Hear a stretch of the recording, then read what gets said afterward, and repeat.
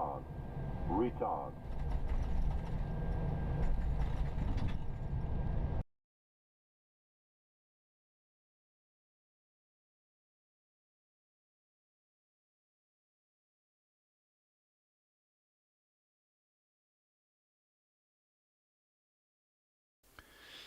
So, hello everyone. I hope you're all well. How's everyone doing? Good evening. So, Mark, hello to you. Lee, hello. Nice to see you. Arthur Vico, buenas noches, mon amigo. Luke, hello. Killian, hello to you as well. Silent Hunter, hello. Nice to see you. Aviator, also nice to see you too. Lilo Pilot, hello to you. And Olaf, hello. How are you doing? Gabriel de Santos. Yeah, Brazil. I've been to Brazil not too long ago. We flew to Rio. But yeah, I mean, of course, we can do that sometime soon as well. Doing very well. Caramba, comandante. Yeah. Doing very well. Thanks for asking. Yes. So today, what the plan is, we're gonna fly. Did I change the? Oh, hang on. I need to change one more thing. When I made the announcement, I don't know. Maybe I was hungry or something, but I misspelled Pasto. I wrote we're flying to Pasto. Don't ask me why. One of those brain fart things.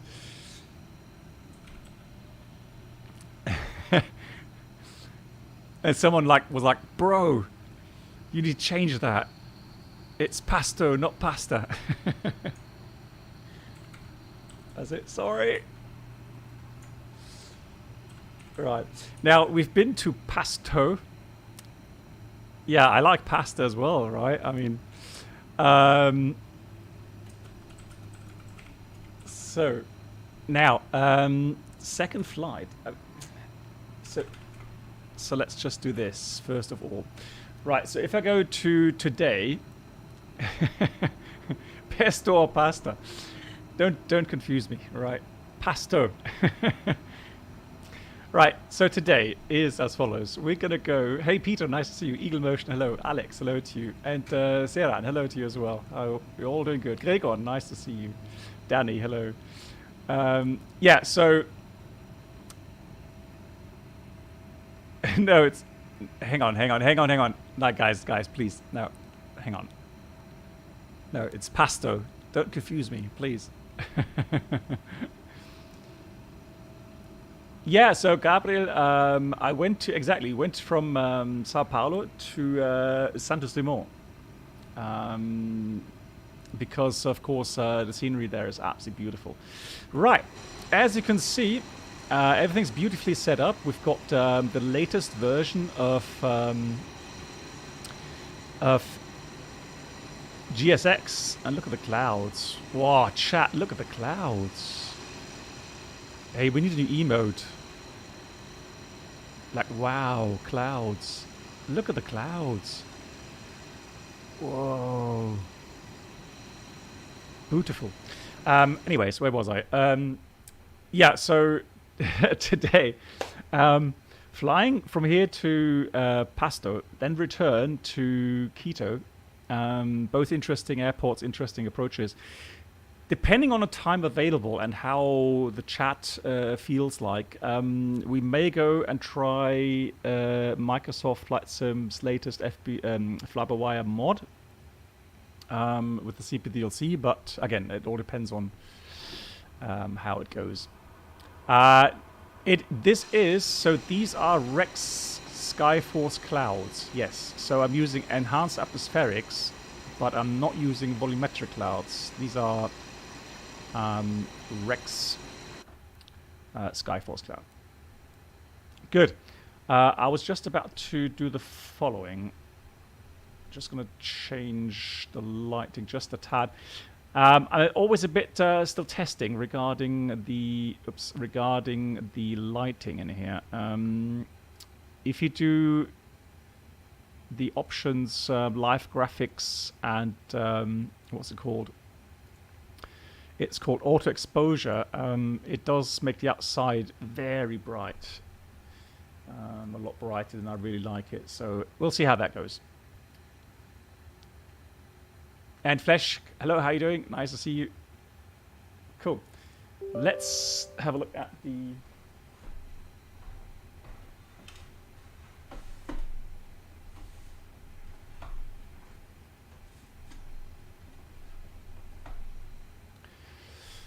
connection here.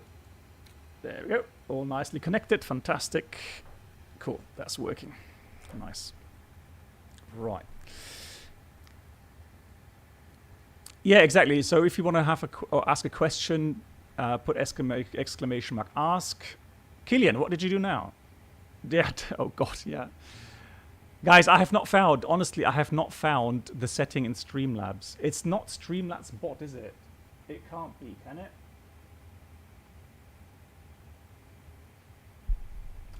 So if it's the chat bot,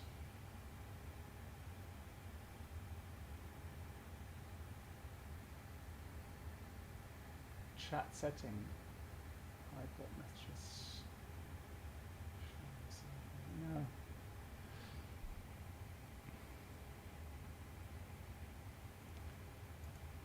I don't see it in the chat bot. So I've got a Streamlabs chat bot, but I don't see it. Oh, hang on, mod tools. No. So caps protection, that is selected off. So it must be on the main website. Yeah, Killian, I know it's a bit of annoying because again, I'm looking at the dashboard in Streamlabs itself, and let me just search for spam protection or spam. No, nothing comes up there. Just advertisements come up. That's nice. CloudBot settings. So settings, integrations, account settings. No, general. Enable, blah, blah, blah. Subscription platforms, no. Donation set, no.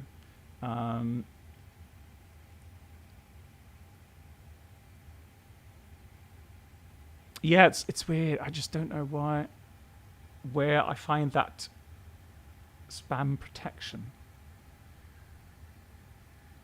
Account, stream, essentials, alert box, widgets, themes overlay, brand, recent events.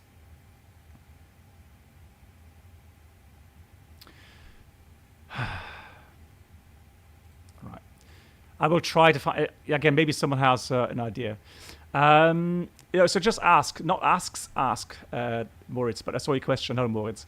Is there a limit for headwinds on approach for the A320?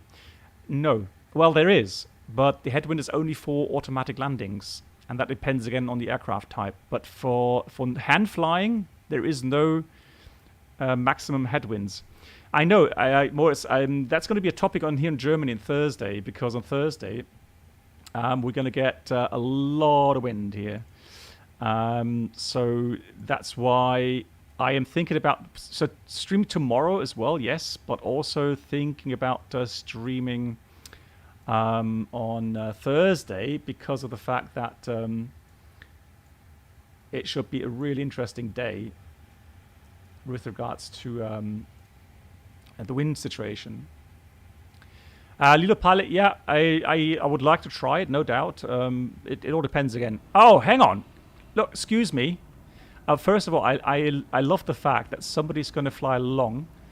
But, yeah, you see lots of other parking spots are available. Is that Kitman? Yeah, so Moritz, thank you. Thank you, whoever that is. Yeah, no, you didn't have to move that far away. Sorry. Look, you can stay here if you like.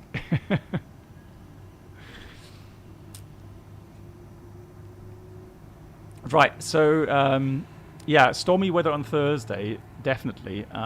We are talking gale force winds. Maybe a nice day to try out some of the strong winds and talk about the effects on strong winds regarding flying itself, but also on commanding meaning, when would a captain or crew decide to actually, refuse to fly? We covered the topic a little bit the other day when I was telling you that me as a captain, I get a flight order. So usually that's done by a duty plan, which is giving you the prior month for the next complete month. And on that duty plan, you will find your flights that you are going to be ordered to do, subject to change, of course, but normally that is fairly stable. So on a particular day, I will then go and see, okay, today I've got duty, and I'll go to the airport at some time, enough time to be there ready for briefing, etc., etc. And then I get my flight plan, and so I have my flight order, fly A to B. Now, I cannot refuse to fly from A to B unless there are some really, really big concerns, safety-wise. Weather would come into this, but I would have to contact Ops Center, talk to them, and then they will say, no, we see it as being safe enough. If you are not fit to fly this, if you don't see yourself, able to fly the flight, then we'll go get another pilot for the flight. That's something you could do. I.e., let's say you have 60 knots wind component in Amsterdam, let's say. So think about Thursday. So I come to the briefing. Hey, and Ionut, how you doing? So I come to the briefing and I'll see in the briefing package, hey, if Amsterdam 60 knots winds, and I say, you know what? No, that's not safe. Reason being is that, hey, Wilkistos, nice to see you. Reason being is that these emergency slides, when I bring them out, they're only pretty much certified to about 35 knots. So it says if you have more than 35 knots wind component with the aircraft being in an unfavorable position, the slides could actually blow up and down or blow away or something, right? So people could actually then miss the slide when you have to evacuate the aircraft and then injure themselves. So I could say, you know what, that's too much. I'm sorry, I'm not going to do that flight. I don't see that as being safe. That's perfectly fine. Me as a captain, I can do that. I'll probably get a phone call from my boss, but then they will ask me, hey, just a little talk about why you refuse to fly, and I'll say, look, this and this and this, and that is a good concern, or they would then say, all right, yeah, we understand, okay, all good. So you should not have to worry about being penalized for that, right? So having any negative effects from refusing to do a flight for safety reasons. Give another example right now, Ukraine, right? So Ukraine has just been, I don't know exactly what state it's in right now, depending on our foreign relations office. But at some point, so when you have an area that could potentially become a war zone, there again you have the option to stand back from the flight. Right? You as a civil person, you're not obliged to fly into a war zone. So if I say I don't see that as being safe enough, all right, or they call you a chicken. No, they wouldn't call you a chicken. No. Yeah. But otherwise, I would have to fly from A to B. Oh yeah, so yeah, I'm sorry. Yeah, the video. I had to take down the video because I got a notification about what's it called? DMCA music. So apparently, on my outro, there was a music piece which was under DMCA, so I had to take down the video.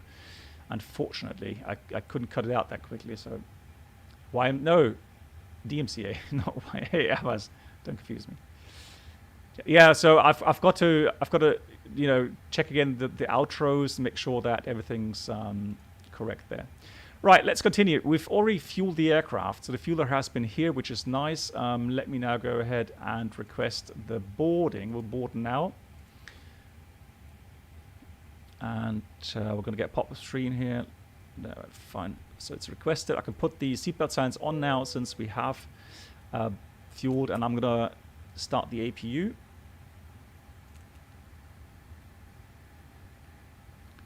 Hey, Brenold, nice to see you. How are you? There's no control here. We are on VATSIM, but there's no control here. And so we're just going to get the weather this way.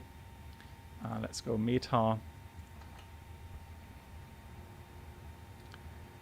Then we'll go ACARS. So weather right now here is 1026 on the QNH. We have 030 at 3 knots, fuel 2600, broken 10,000. 18 degrees, and estimate zero fuel weight is 57.8. Fantastic.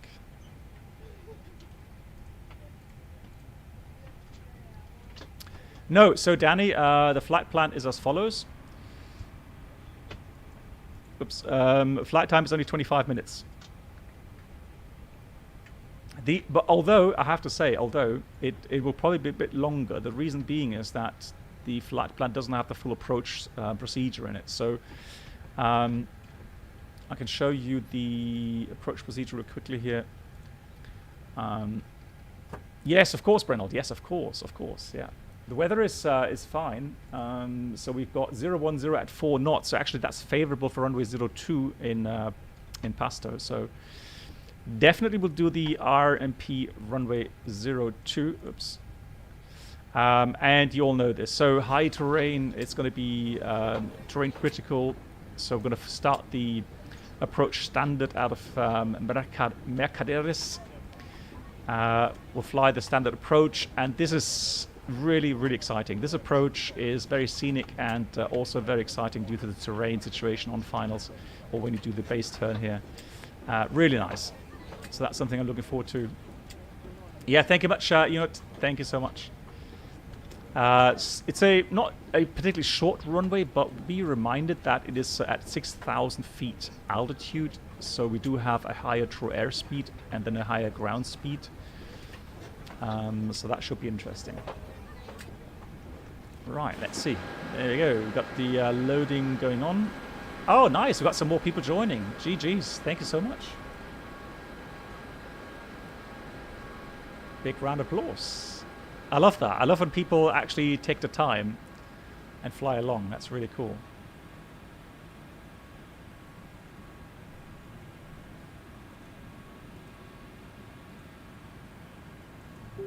Just need to restart the chat bot because it doesn't want to play the jingle.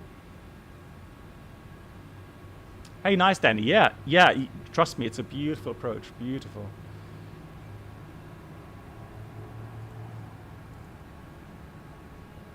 So let's try again. There we go.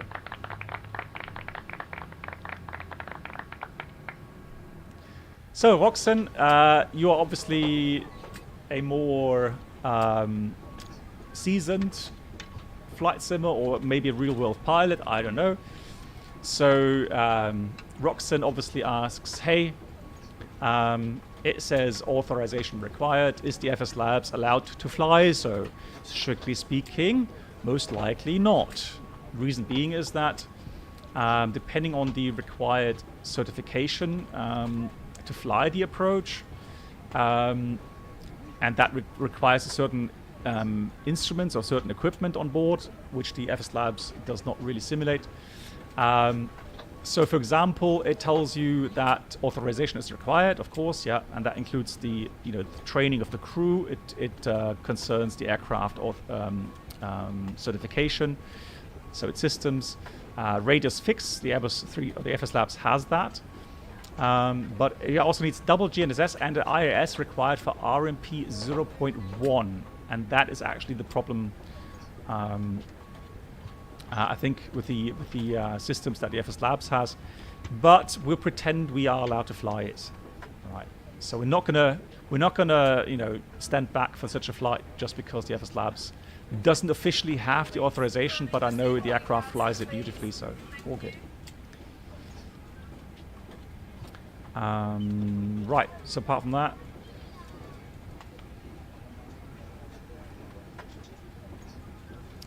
Jet Jazz, it should be the aircraft itself, first of all. Yoda, how are you doing? I hope you're doing good. I hope you're fully recovered. So Jet Jazz, it's a certification for the airline, yes, and that depends on the aircraft type. So the aircraft has to be authorized, and then again the flight crew. So even if the airline gets the approval to fly the AR approaches, doesn't mean the crew is allowed to fly it. The crew would have to be properly licensed as well. Does the Phoenix have it?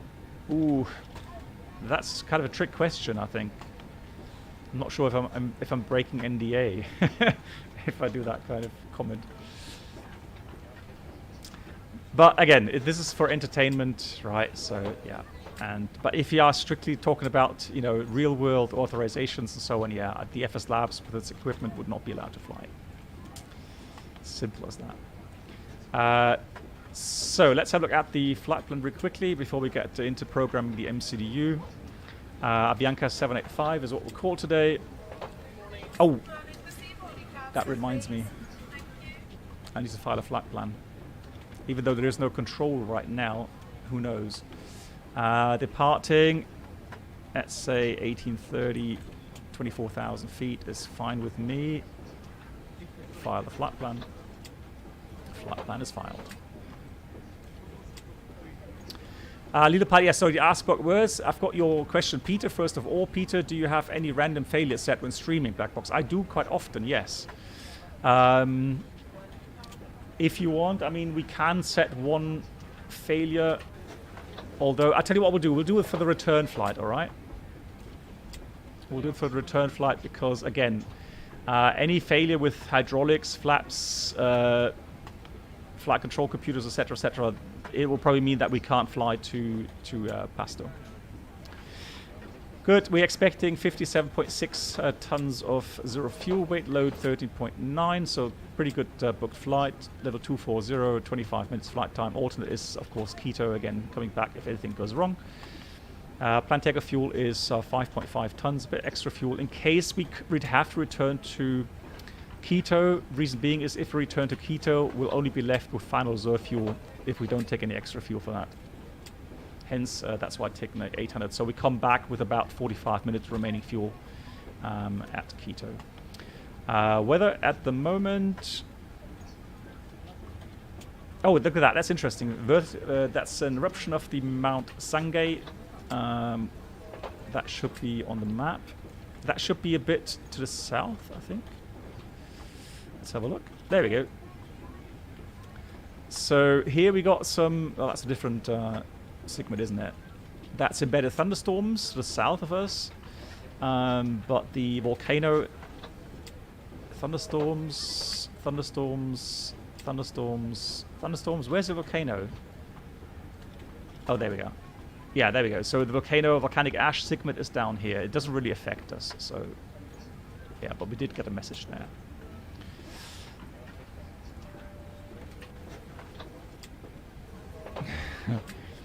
Well, my chat thinks differently. My chat enjoys the odd failure from time to time. Good, so the weather right now at Pasto is northerly winds, scattered 2,000, scattered 8,000, so we should be alright.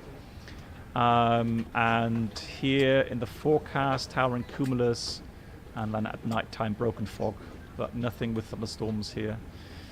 So no threats really. Apart from fog, that would be considered a threat, but that will be for the return flight later on.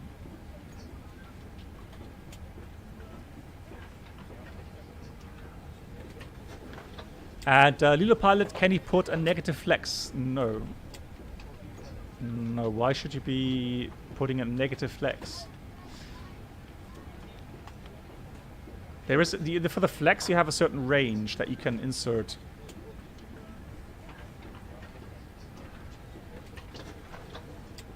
Yes, I left Twitch because of differences, personal issues with Twitch. I've got a statement on my Discord channel if you are interested to read it. Good. So that's the arrival. What about the departure? Let's have a look here again. The SIDs. So we are departing runway 36, Anbal 2 departure. So Anbal 2, right top of the list. First thing I always check is SID. So it's a normal SID, which means you're obligated to set nav aids, because even though you're allowed to fly this with nav mode, you still have to conventionally check your position and make sure that you are following the procedure as instructed on your departure chart here. So initial climb, it says after takeoff continue to Quebec November Victor, so north to VR, and then turn right and on Quito radial. Hang on, let me see. So I need to right here first of all. So after direct to Quebec November Victor VR, cross at above 10,000. Well, we're already pretty high here. That shouldn't be an issue. Then climb Quebec November Victor radial 001 to 8.5, 12,600 or above. And then we proceed right on the radial from Quito from Quebec India Tango outbound to 20 DMEs, where we have to be at above 16,000 and turn right 058, intercept airway Golf 6. So Anbal and then Golf 675. Let me just check that we actually have that airway. Yeah, we do. So yeah, Matt, thank you so much. Yeah, New Horizons, absolutely. So what you need to do is, of course, go check your flight plan. Make sure that it's coded in a way that represents the conventional SID. Before we do that, we'll check the init A page. As always, data is already checked, so we've got a good database. Init A page, tropopause layer is in 57,000 feet. Wow. Okay, so that is very high. So cost index 6 correct, flight level 240 correct.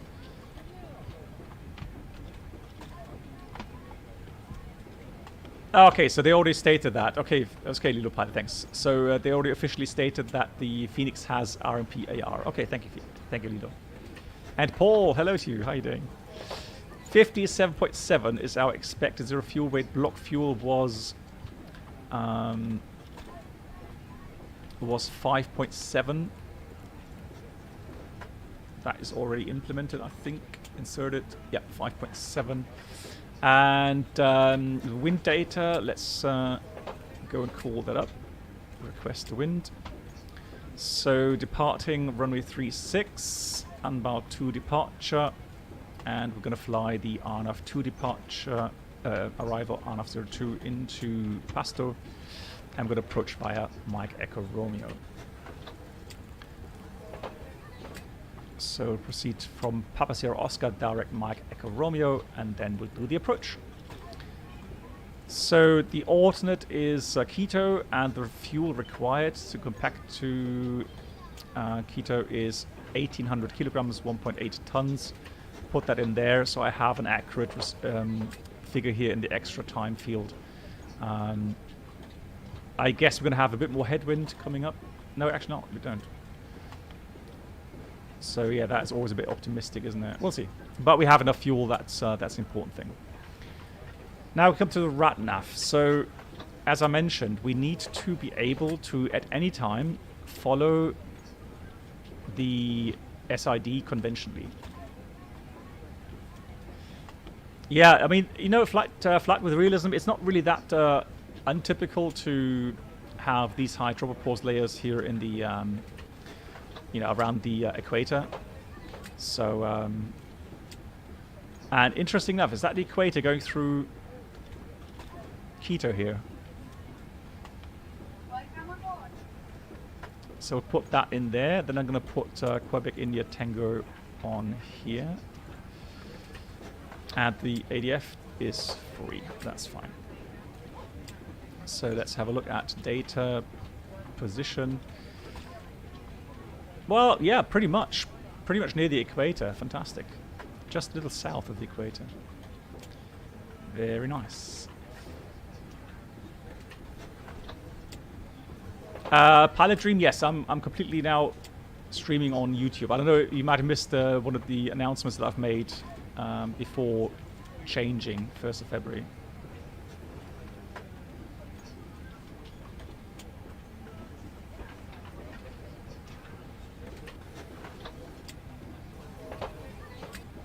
Good, so init A page, init B page, flight plan page, RATNAV page, all filled out.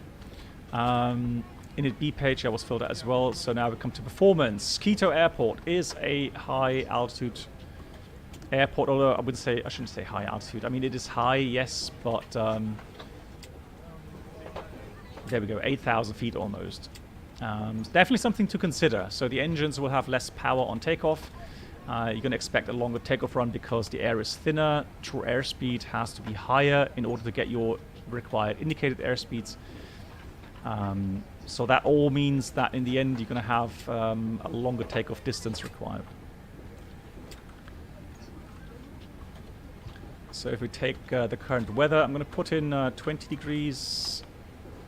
I'll put that in here as well. 20 degrees there. Kinich 102. Has that just changed? Hang on, let me just check the ACARS here. Didn't it say 1026? Yeah, it did. Alright, let me refresh the weather then. Maybe something has changed somewhere. Let's go again here. Well, yeah, so PAX off takeoff, obviously. We'll have a look how the normal... I wouldn't do PAX off with COVID, so if anything, it would be the APU bleed on the PAX, or PAX on APU bleed.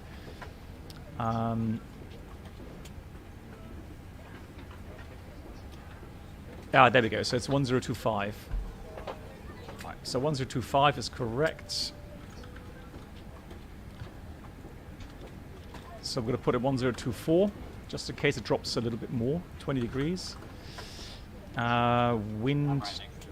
Oh, there he is again. I'll put no wind in, just in case we have a little bit of wind shifts or something. Again, it just gives us a bit more buffer. Takeoff weight expected 63.2. That's correct. And the CG 30.2 as well. PAX. Let's do first air conditioning on. Anti-ice can remain off. Optimum flap setting. Hey Philip, how you doing? Nice to see you. It's giving us a config 3 takeoff, but that means a stop range of 1,000 meters. I don't think that's really required. I would actually prefer, for engine out climb capability, a config 2. Let's see. Yeah, and it still gives me a flex of 51. So I would assume the runway is pretty long here, isn't it? Yeah, 4,100 meters. That's the reason. If it were shorter, then by no means would we get a flex 51 takeoff. So we're going to use those values. Config 2 down 0.4, 51 flex, and the speeds are 42, 42, 45. We'll check that in a minute, and the procedure as well. For length, yeah, that looks good. So airport infos, we've got NADP 1, so that's going to be 9410. And the engine acceleration is 10,920. There we go. And engine out acceleration is 9,500. Sorry, so both engine acceleration is 10,920 feet.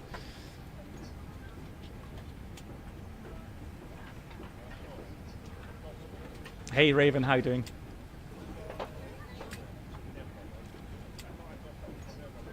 Can we, I'm not sure, so Louisa Blunt, I'm going to have to block that message.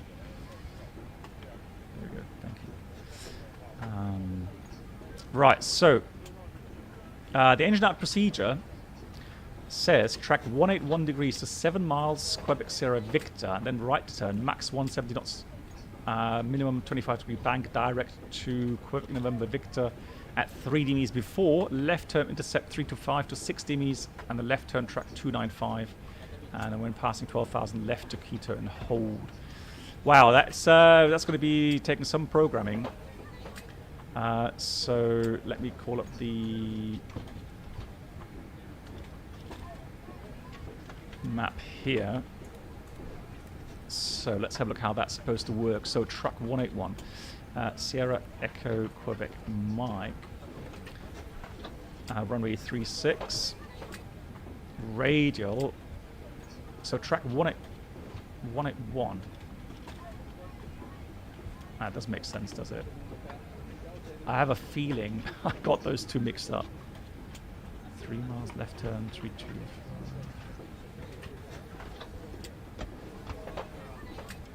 It's interesting. Yeah, that doesn't make sense. I think I got those two mixed up. So 001, let's see if that makes sense going northbound. 001, 3 Denise, Quebec November Victor. So Quebec November Victor is there, 3 miles. So that's there. Then left intercept radial 325 to 60 me. So radial 325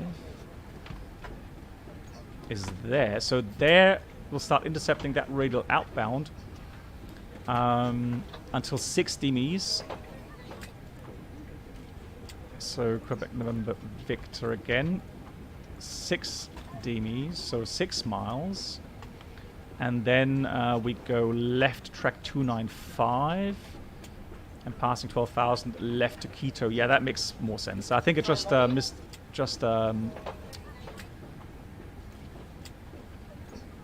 Lee. Okay, yeah, see you later, Lee. Dankeschön. Yeah, so I mixed up those two runways there. So we're going to go to Quito. And that's why this is for flight simulation use only, guys. There we go. So that makes sense now. So we proceed outbound to 3 miles, left intercept 325 until 6 miles, and then we turn left 295 till 12,000 feet, and then we turn to Quebec India Tango. That makes sense. Right, performance filled out. Secondary flight plan copy active. So what we're going to do is we're going to do a return plan in case of anything major going wrong. So return plan is Quito arrival, ILS 36 Zulu, no star, no via. Actually, let's do it via Quito. So that shows there now nicely. Quito will do a holding until we're ready for the approach, and then we're just going to fly the standard approach ILS 36 Zulu. So that's all taken care of now. Fantastic. Very pleased with that. However, not pleased with the fact that we didn't turn up the APU bleed. Ground power is off. That's all fine. Just a last check here over the panels.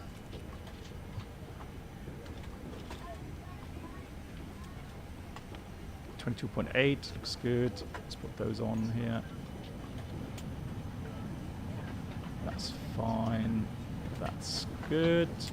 Although, let me check something else here. That is above. Now I'm happy. Right, just put the fluff that's on a bit more there. Fantastic. Raven, Dankeschön, yeah. Thank you so much for the kind words. Glad to enjoy it. Aviator, no, it didn't register. What did you ask? Did you put exclamation mark ask? And then your question. Yeah, sorry to bother you with that, but that's really the only assurance that I'm going to be able to answer your question. Let me see. I'm just going to scroll back again.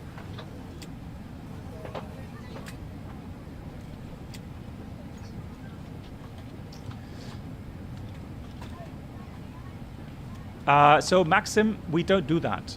To be honest, we don't practice it because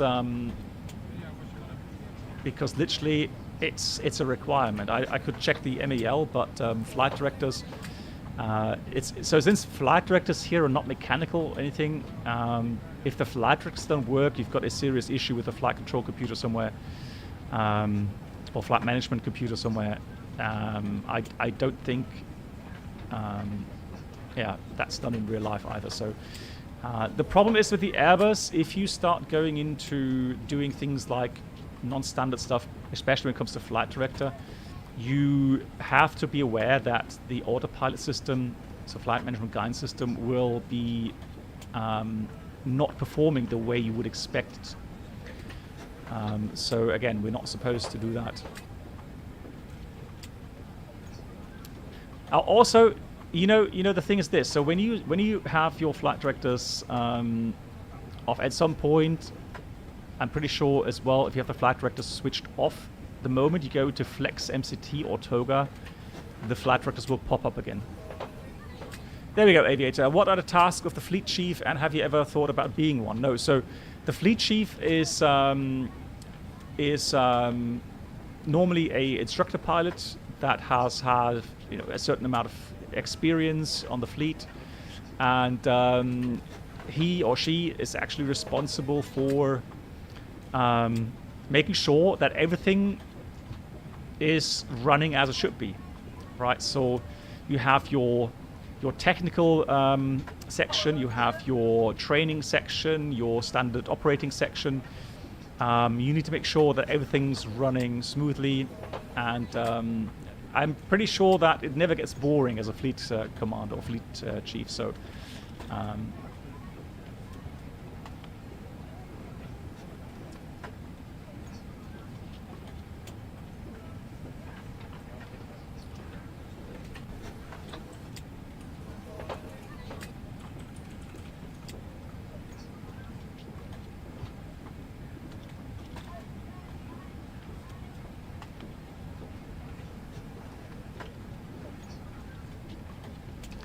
that's interesting. You're right. I'm just checking my FCOM regarding flight director off takeoff.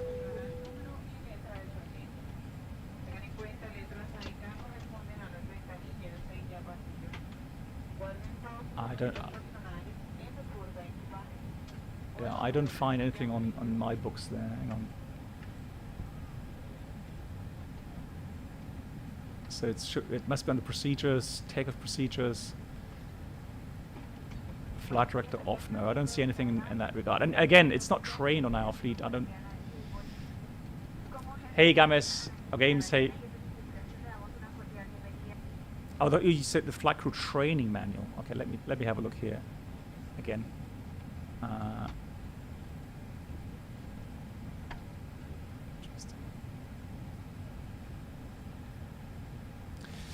Yeah, so if I get asked such a question, I ask myself, what would you need it for? So my company also looking at highest possible safety. It will never approve of a normal standard departure being performed flight directors off, and I'm pretty sure I actually had a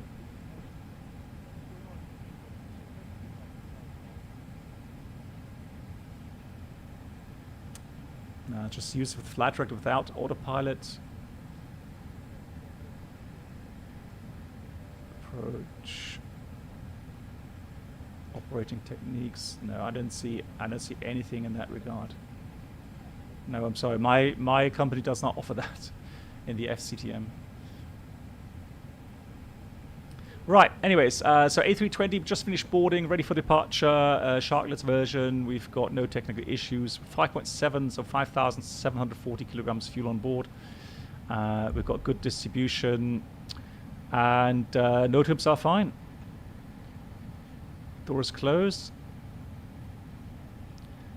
That means we have a bit of extra fuel for return to Quito, about half an hour, I would say. And takeoff weight is 63.2, runway 36 full length. And flaps 2 for departure, flex 51, speeds 42, 42, 45, indicating. We're going to climb initially level 160. And transition here is, I don't think it's 18,000, is it? Isn't that high? Oh, it is. 18,000 is correct. It's an NADP 1 departure procedure, and engine acceleration will be 9,500. Alright, somebody's excited to fly. There we go. So, Departure route was checked. We're going to climb level 160. It's actually 16,000, not level. It's actually altitude 16,000 feet. QNH is 1025. And in case of engine failure, proceeding straight out, runway track to 3 miles from Quebec November Victor. Left track 3 to 5 to 6 miles, and then we track left 295 degrees until 12,000, and then direct to Quebec, India Tango. RTO is not critical. We have a 1,000-meter stop margin, very long runways, so we're about to take off. Aircraft not controllable, ATC call, thrust loss, obviously, and all the cautions. And warnings coming through the inhibition phase. Hey, Marcos, thank you. But you're not online, are you? Marcos, yeah, because I don't see a center online right now. Good. Any questions? Oh yeah, and by the way, tomorrow we are doing a shared flight in the 319. We're planning to do the following. I'm planning to fly with Motosuva tomorrow. And we're flying from, Jane. Well, you can ask, put exclamation mark, ask Jane, and then just ask a question. That's all fine. Hey Voyager, moin, wie geht's? Yeah, tomorrow, shared cockpit, A319.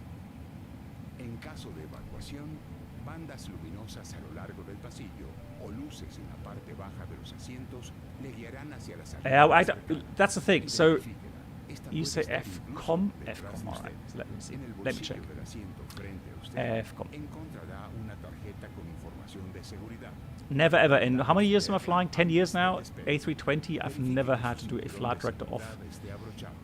Takeoff and no. So the thing is this. So when you guys, do me a favor. So Alex, when you guys quote an FCOM, I don't have your FCOM. I have a different FCOM. My company FCOM will be 100% different to yours, Alex. So my chapter 4 is performance. All right. So I can't dial to your section there on page 5 because I have a different FCOM. It's not I don't believe you guys. I do believe you guys. There is, and some airlines have procedures for this. At the moment, glancing over my documents, I don't see that procedure. I can have a look again later.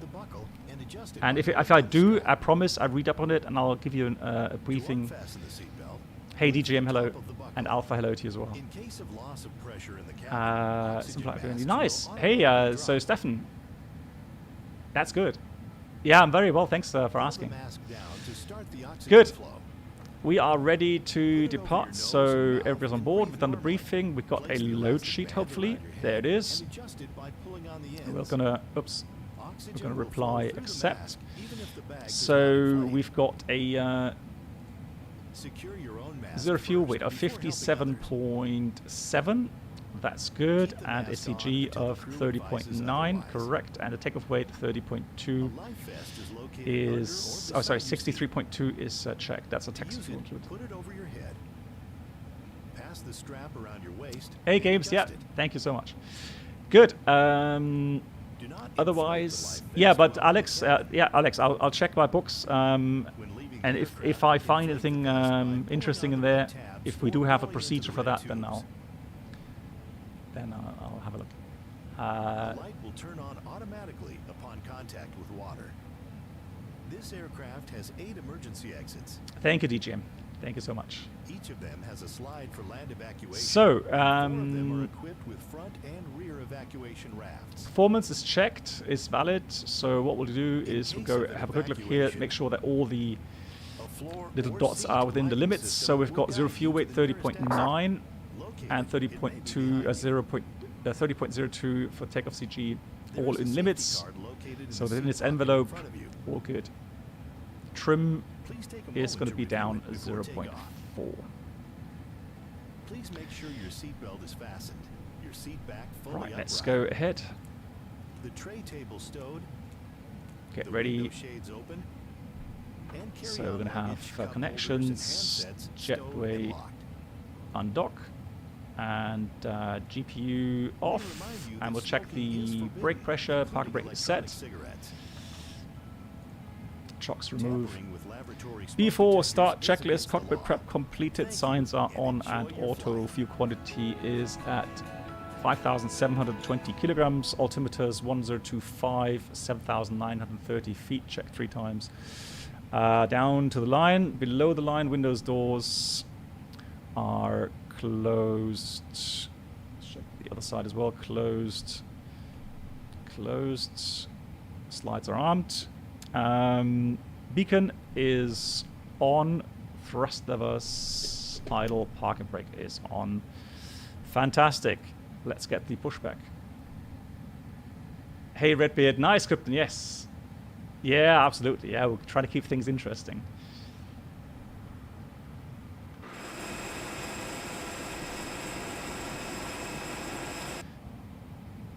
Quito traffic. Avianca.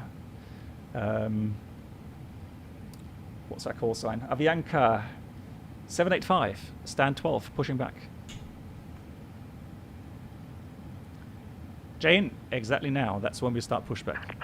Hello, Captain. Thank you for your We're ready patience. for pushback.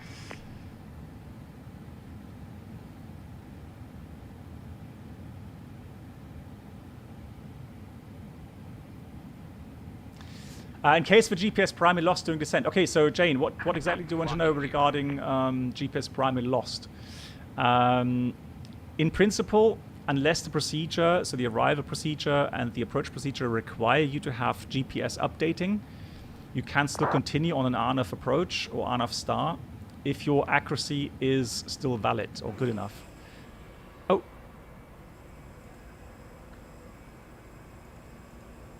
Oh.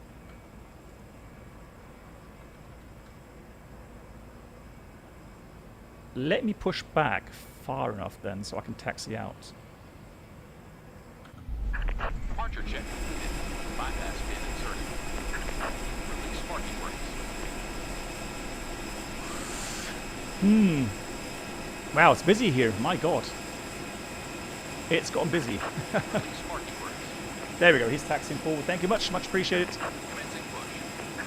All engines clear. Start at will. Yeah, I've actually installed today, Aviator. I've installed Australia version 2, and I've installed Brisbane. I've installed Cairns, or how do you pronounce it? Next will be New Zealand, yes. Definitely some more. Are you flying on live, not live time, but live weather? So I do have live weather active. So that should resemble the the real world conditions right now.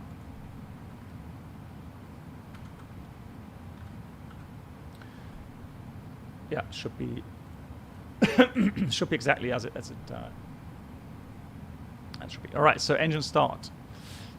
Looking for good start pressure. APU bleed is on. Fuel pumps is on. Good start pressure. Engine 2 start. That should go on there.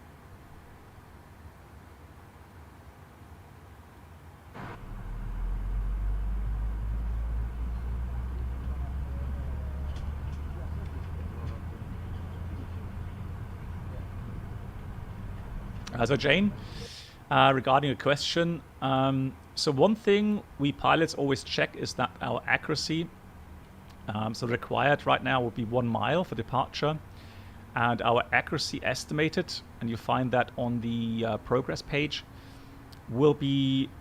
is better than the requirements. All right, so normally you would have 1 mile. On the approach later on, we actually need 0.1. But yeah, so as long as you have that below that, and the procedure does not require GPS updating, GPS primary loss is not such a problem. Hey Fred, how you doing? No, I'm not a beta tester for the 737. No, I would not have the time. I am busy as is regarding the Phoenix 320, and even there I have been slacking a bit lately because I've been busy with my life. So a lot of things going on in my life as well. Waiting your confirmation for good engine start. Yeah, so no, I have no time at the moment at all. Hey, Contos, good morning.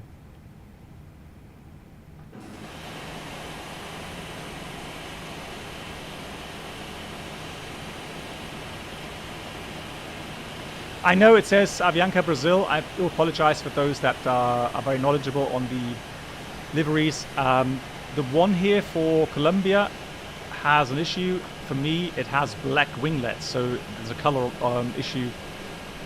And so I said, no, I'm not going to install that. Daniel, there's no way to turn the terrain on. Yes. No, why shouldn't it be allowed, Daniel? Why should the terrain radar not be allowed? Be aware the terrain radar has nothing to do with the weather radar, so it doesn't send out any radar beams right now. It's a database that it's using to show you the terrain mode. The weather radar, yes, the weather radar should be off whenever you're close to people or close to buildings.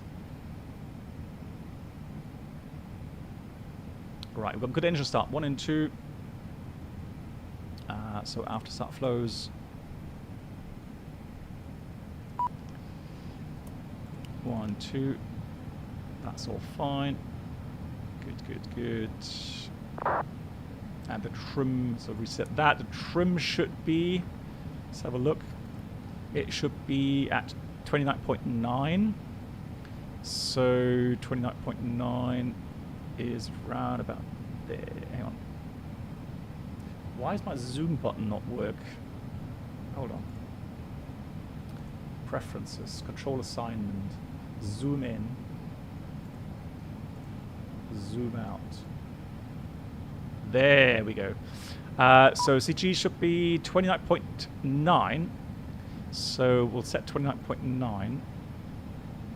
And it says it's about down 0.3 or something. Oh, I told you to disconnect. What happened?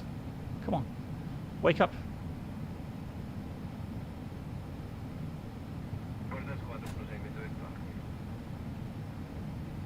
Does that not work? Welcome aboard the Captain Black Box Twitch channel subscriber experience. That doesn't work. For new subscribers, please make Hey sure Anders, thank you so much. to complimentary drinks, snacks, Thank you so much, Anders, for becoming a member. Thank you for your support, Anders. That's really, really kind.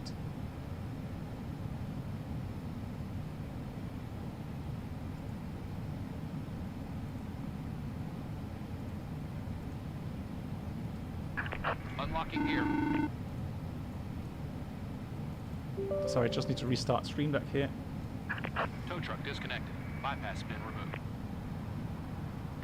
There we go. A round of applause for that. Thank you so much. Infinite flight, a dual hydraulic failure. What in the A320? I don't think it was easy. If you think that was easy, I'm sorry to say it. Then you have done something wrong. It's not easy. Hello, it's Norman. Left is clear. Let's Right is clear. for takeoff. Thank you much.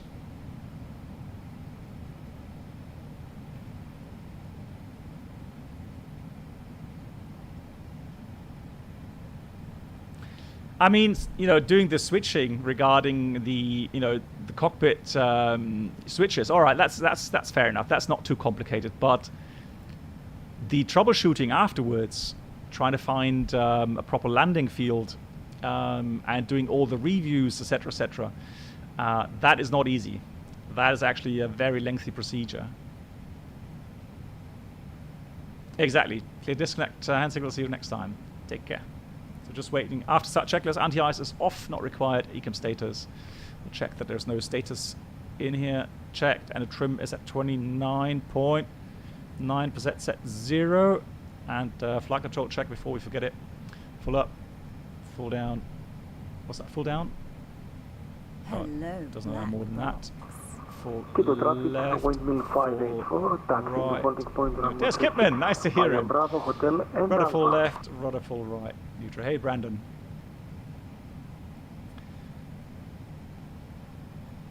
Quito traffic. Kipman, nice to hear your voice. Quito traffic, Avianca 785 taxiing to runway 36 in Quito.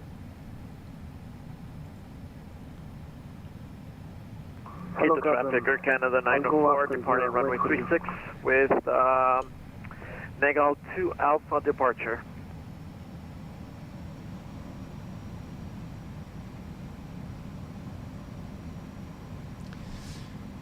What's the feature of the FSlabs that impresses you the most?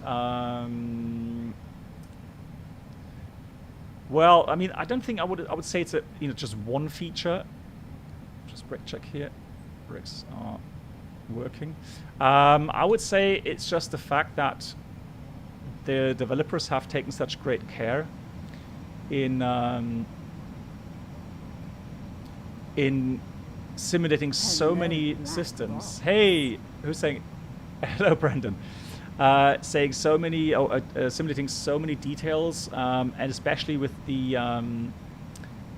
checklists. So the failures and the let me just do there we go. Yeah, the ECAM checklist and the way the interaction works with the switches and buttons and so on, really cool. That's what I have really found extremely exciting. Right, so next one to the right. Let me get the map open here while we're here. Let's go zoom all the way in.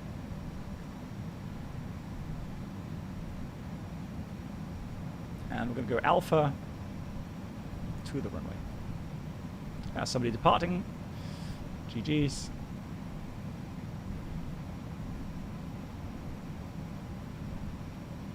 Quito traffic, windmill 262, Oi! taxi to holding point, runway 36. Caramba. There we go, flying along. GG's. Thank you. Right, now we go predict the wind shear, and now on taxi out, what we actually do is we check the radar. Make sure it is working. We do that before we depart.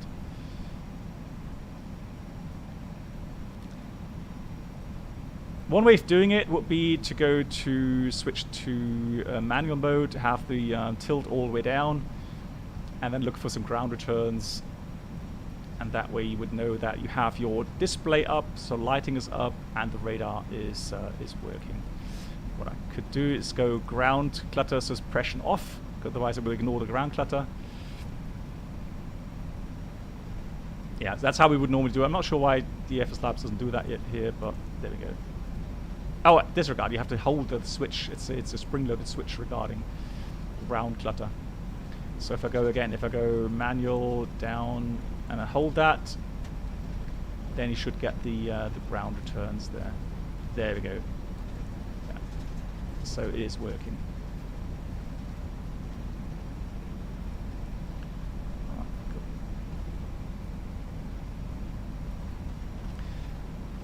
Rolling 20-30 knots. Careful. E4 takeoff checklist. Flight controls checked. Cockpit prep. No, not cockpit prep. Flap setting is config 2. Man, I need new reading glasses, I think. Then we've got the takeoff speed flex temperature is 142.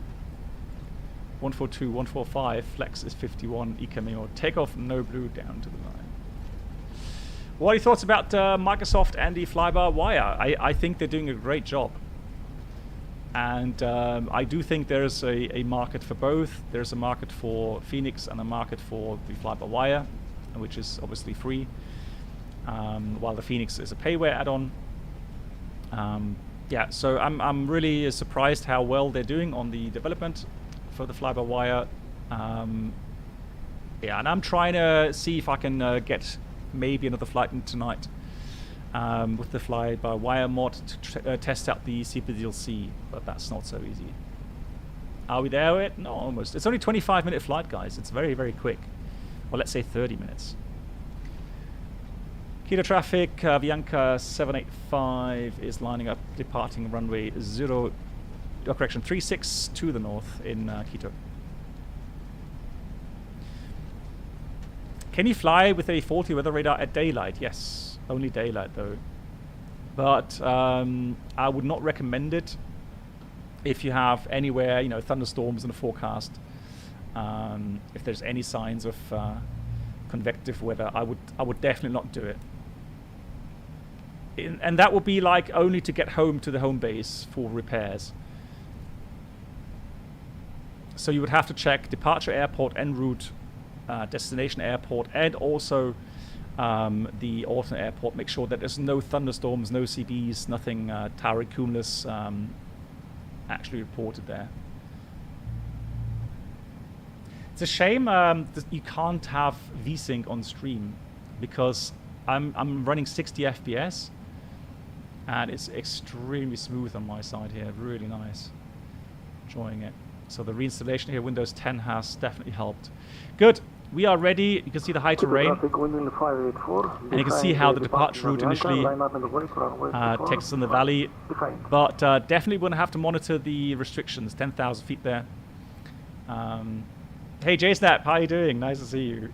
Tomorrow, JSnap, tomorrow we do shared flight A319 with Motosuba. Good. We are ready. We've done everything below the line. Takeoff runway 36 full length. Packs our engines. Let's go. Oh, hold on. Hold on. Hold on. Hold on. There we go. Hang on. Now we're in business. And look at that. We actually have a new overlay then for the yoke, because people have been complaining about the side stick showing when I'm using a yoke. So thank you to VChris for doing that for us. Thank you so much. Right, there we go. Now Chrono. That's how pros. Chrono on. There we go. 50% stable. Take off.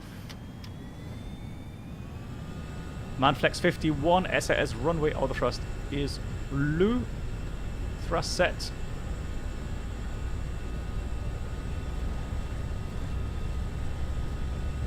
Quito traffic 10584, line up and wait, runway 36.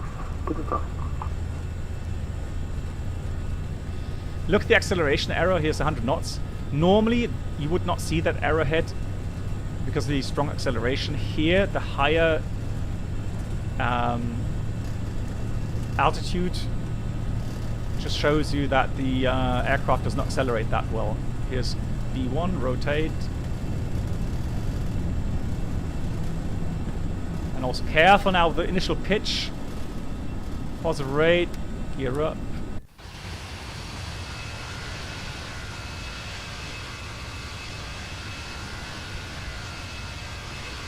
Beautiful. Autopilot 1 is on. Oh yeah. Hey Janlop, how you doing? Amazing trousers. My jeans. No, they're my working jeans really.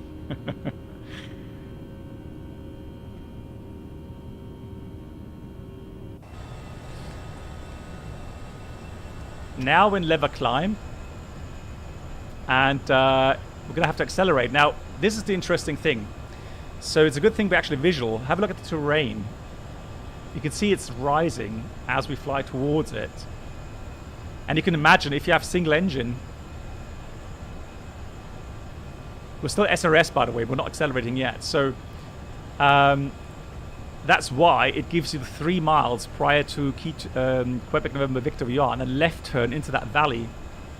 Because if you go single engine this way, you're probably not going to make the mountains. Janlop doing very good. Thanks for asking.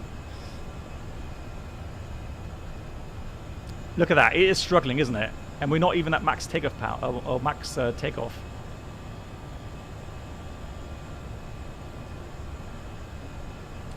As long as I don't hear 2,500, I'm alright now. We'll climb out blue.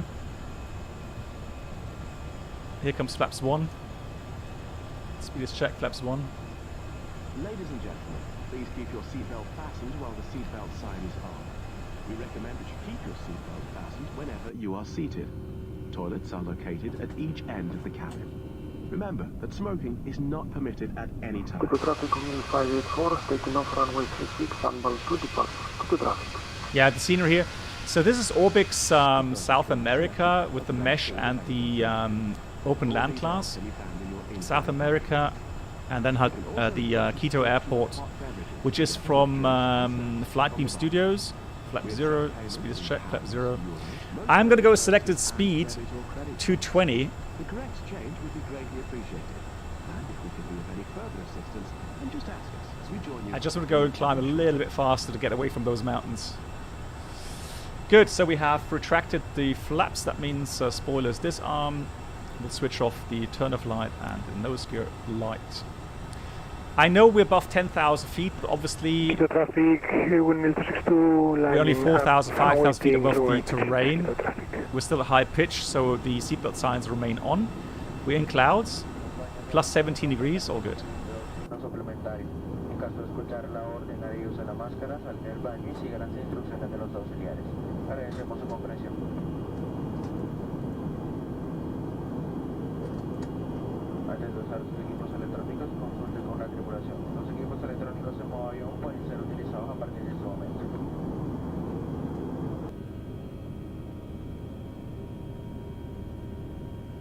Yeah, it does give it a good impression. No, this is professional.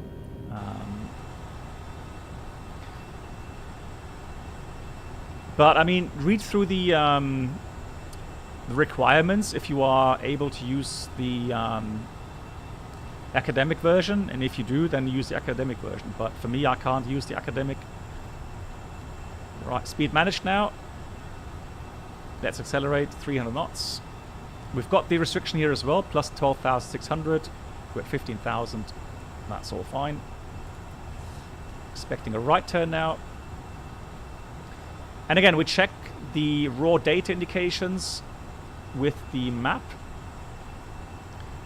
So make sure that we are on the right track. So 8.5 Quebec Victor, right turn, intercept. The oh, is that actually overfly? Yeah, it is, isn't it? Looks like it, at least. All right, so we'll get outbound on that radial towards 20 degrees. Already got some returns regarding weather, but looks like smaller showers. All right, I'm continuing to climb level 250, 25,000 in blue.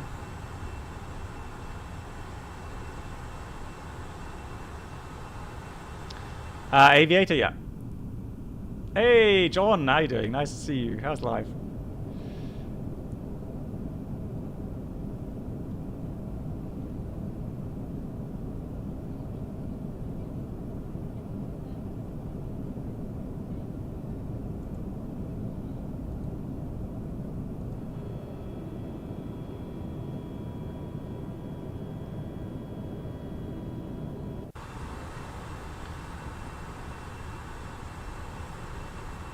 Yeah, there we go. So nothing too major.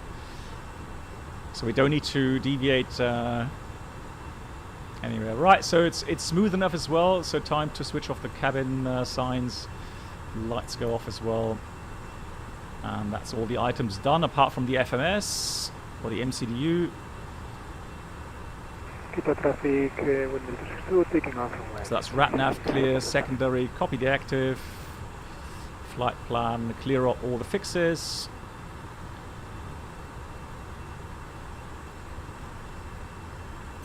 Four pages even, wow. Okay, so we used all the pages today from the fix info. While I'm here, I'm already putting in the landing runway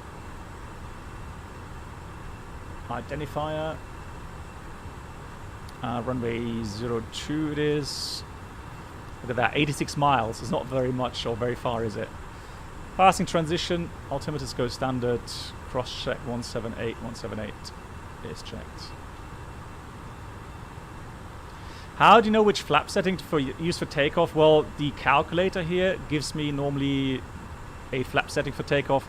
The problem is that the FSlabs quite often gives you config 3 takeoff, which does not always make sense, especially when you have a long runway like today, so a lot of stop margin, because you have a worse climb gradient, a worse climb performance in case of engine failure with config 3. So that's why I've actually chosen config 2, kind of a mixture in between.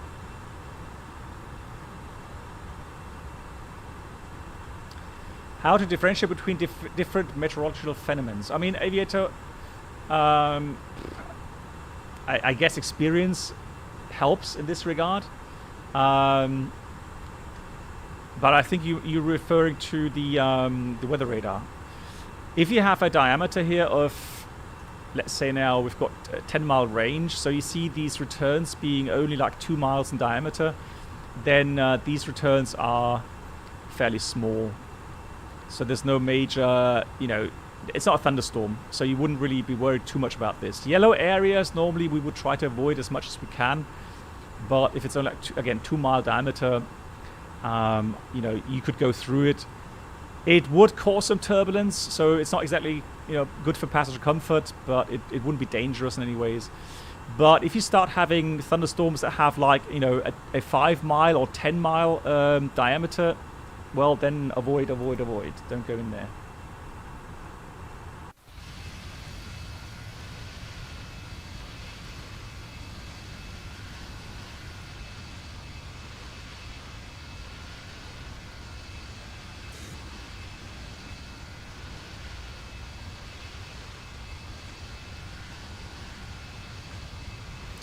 Abbas, how do companies make profit on short flights like these? Well, I mean, it all depends on ticket prices, of course, the load, traffic load. It may be you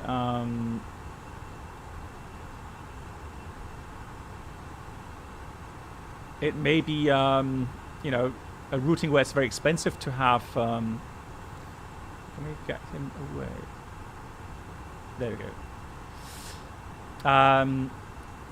You know, you have good load for cargo, for example, etc. So that could make it profitable.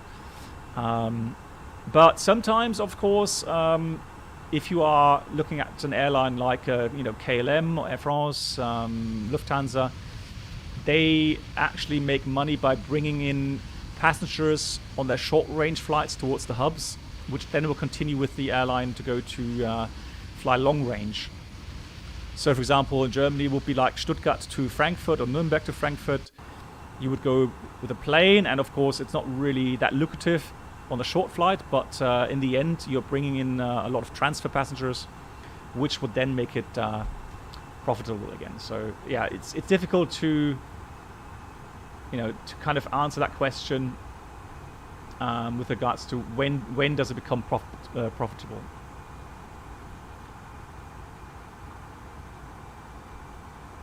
Right, reaching cruising level. There's not much time to lose, guys, because we are going to be in the descent very shortly. So what we'll do is go MCDU, ATSU, AOC menu, weather for the arrival. We've seen the airport from Quito, so the alter is fine. We can go back anytime. Oh, really, Killian? Okay. Oh, it's a small airport. Killian, you need to do the following. You need to if you do the return flight, Killian, you need to depart quickly. Because we've got, I think, 4 or 5 aircraft inbound. Hey, Maestro, how are you doing?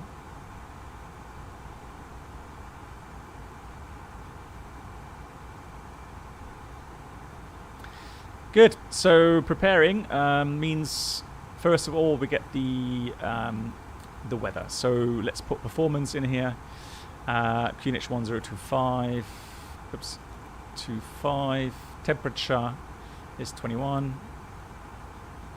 Wind is northerly 6 knots. Oh, we got a light rain now. Ouch. Oh, okay, that makes things more complicated. And I know that from the calculate itself, it will probably give us a too long landing weight or landing distance, but we'll see. So the minimums for the approach is 6,200, RMP 0.1. Config full is correct. RATNAV, we're going to set Mike Echo Romeo, and we're going to set also Papa Sierra Oscar 13.4. That's correct. No beacons. All right. Last thing to do then, of course, check the landing performance. And that reminds me, I want to put Mike Echo Romeo at yeah, that's fine though. I guess we're going to have a flyer holding pattern maybe. Oh, geez, you landed the 747 there? Good God. Good thing it's only a flight sim. My God. How on earth? So the landing weight is going to be around about, yeah, 61.9, 62. Runway now is going to be wet. Reverse all. Runway wet. Braking action good. Type normal landing. Let's have a look first of all. Yeah, so you can see that the medium is in flight 2,000 meters, so the factor would be already outside, which would then mean we would not be allowed to land at the airport. But this is actually very conservative.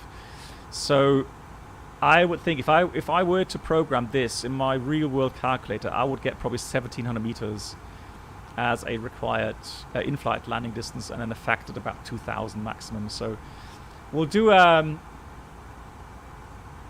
Oh, you're in... oh, sorry, Killian. I thought you were flying along here. Ah, disregard. Right, orbit medium. I thought you landed here in Pasto. Sorry, I didn't read your initial message then. So, Maestro, you ask, good evening. I have a question about the landing gear. Is it possible to extend landing gear during cruise? No. No, exactly. So, first of all, it will not extend if you are above 260 knots. First of all. And however, if indicated or calibrated speed is less than 260 knots, it could well be that it would extend. But of course, for the extension, your speed is 250 maximum. That being said, be aware that the landing gear extended speed is 280 Mach 0.67. All right, so be aware of that with regards to these limitations. So I'll be very careful extending landing gear at high cruising levels. Hey Stepke. But you have all you need to look at is your limitations. All right, so there's a safety valve, if you like, that prevents you from lowering your landing gear above 260 knots. And then retracting, also very careful, retracting limit is 220 knots.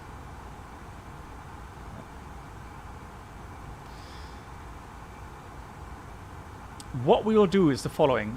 We are going to do the following. We're going to enter the holding pattern at Mike Echo Romeo. And for that, we're going to check the holding pattern itself. It's 210 degrees inbound. And we're doing right turns. Insert that. That way, what we'll do, we're going to come from the southeast. Instead of going way outside, re-intercepting, we're going to do one entry. And if there's no traffic ahead of us, we'll do the teardrop and then start the approach. Haley, welcome back. Oh, it's lovely. Lovely. Right, it's the first time I'm actually using the evening time now here with enhanced atmospherics. Okay, so we've got descent clearance on that. So if they descend flight number 300 to be level in 60 miles. Is there any way? Yeah, well, no, well, yeah, I mean, no, the easiest way to do in this case, Kazipur, what I do is I look at my ground speed. So right now I'm doing 390 knots. So how many miles per minute is that? About 7, isn't it? 6.5, 7 miles per minute. So let's say 7 miles per minute to be on the safe side. And I have to be in 60 miles. So that's about 8 minutes. So if I were at level 360 and I have 8 minutes, what's the descent rate? Right. That's why normally ATC will tell you to descend to be level, 30 miles prior to a fix or a VOR or something. But if they do give you clearance, be level within the next 60 miles, yeah, you're going to have to do some maths yourself. Or they would tell you sometimes, descend flight level such and such, and be level in the next 5 minutes or something.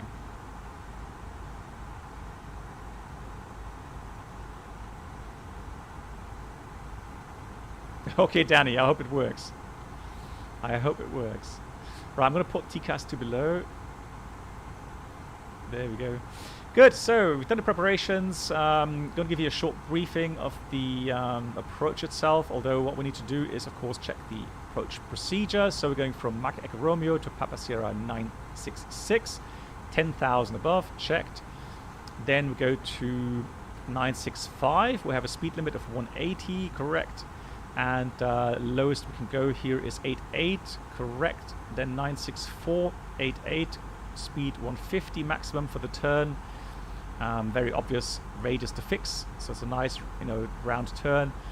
Next one is going to be 963, which it calculates at 6,510 feet, and then we have the runway. And the missed approach is programmed Papa Sierra 583, 584, 966, 585, 586, 587, and then 588 into the holding, and we're climbing level 120. All correct. So that's all programmed. Fantastic. Descent out blue 140. Procedure is correctly inserted, so I'm going to fly this completely managed.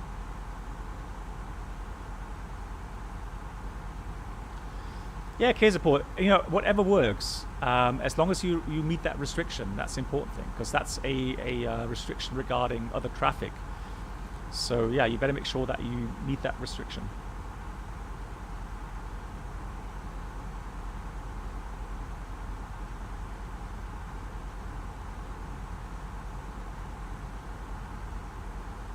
Hey Ignace, how you doing? Ignace, sorry, I think you messaged me on Discord, right? Yeah, I'm gonna have to take some time answering that question, because I mean that's a special question regarding your future, and boy, it's a tough one. So I didn't want to, you know, do a quick answer on that.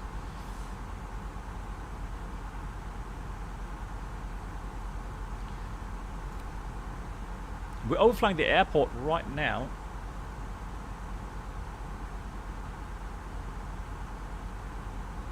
Oh, we've got the moon coming up there. Nice. Beautiful. Alrighty, let's do this.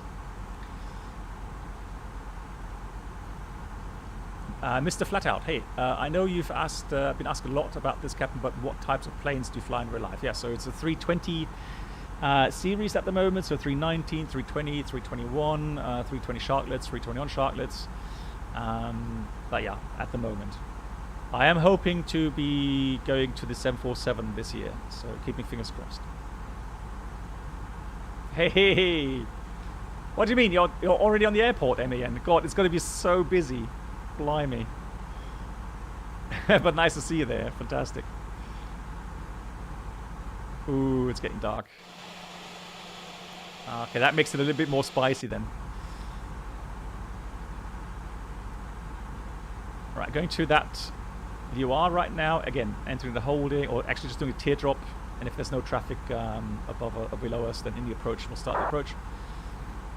Pasto traffic, Bianca 785 is in the descent towards Mike Echo Romeo, and from there we'll start the approach, RMP 02.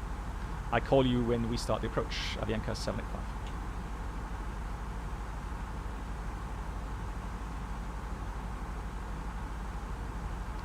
Ooh, that is getting dark. We're gonna put the landing lights on. I mean, we have 6,000 something feet elevation, right? Yeah, 6,000 feet landing elevation checked.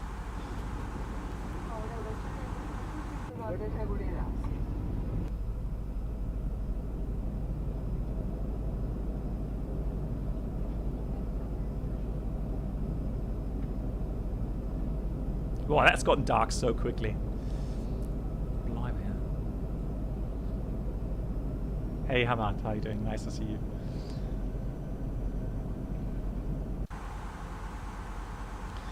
Right, ground contact, so that's a good sign.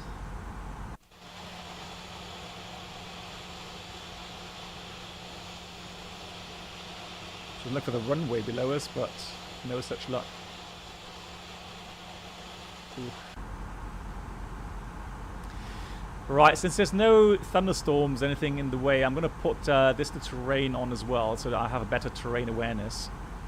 And I should brief you, of course, as well on the terrain situation. Now, the sectors are all higher than our approach altitude, so we have to make sure that we work with the contour layers and we stick to the procedure at all times. That means that as well, I'm going to slow down here already, because if we do that turn in the holding pattern, then we might as well slow down. Now, here we go. So this is the idea. Teardrop, get ourselves established, and then if we're clear to go, we'll start the approach. So I'm going to descend now 12,000 feet, and transition level is 12.0. Oh, sorry, 120. So it's going to be flight level at first, and then we start the approach, and then we'll use QNH. QNH is going to be 1025. I'm just checking the latest weather one more time. Again, making sure that we have the latest available. Admika, no. No, I'm not flying with Liberty. No. I'm currently on 23 UTC, so I was trying to get a nice sunset, which we did, but now it's dark. Exactly. Time is flying when you're having fun. Absolutely. Right, so the PARPs are operative, I hope, because this procedure would not be authorized at night if the PARPs are inoperative. Well, to be honest, it's a scary thought for me in real life that you're allowed to fly this approach at nighttime. You know, having PARPs is fine, but it's still dark. I mean, blimey, it's...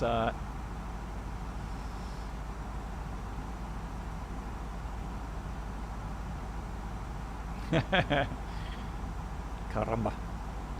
Right, let's go to 20 knots here. Company message, there we go.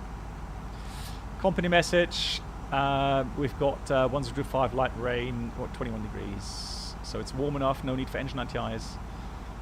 There we go, it should be flying the procedure FSlabs. Come on, you can do it.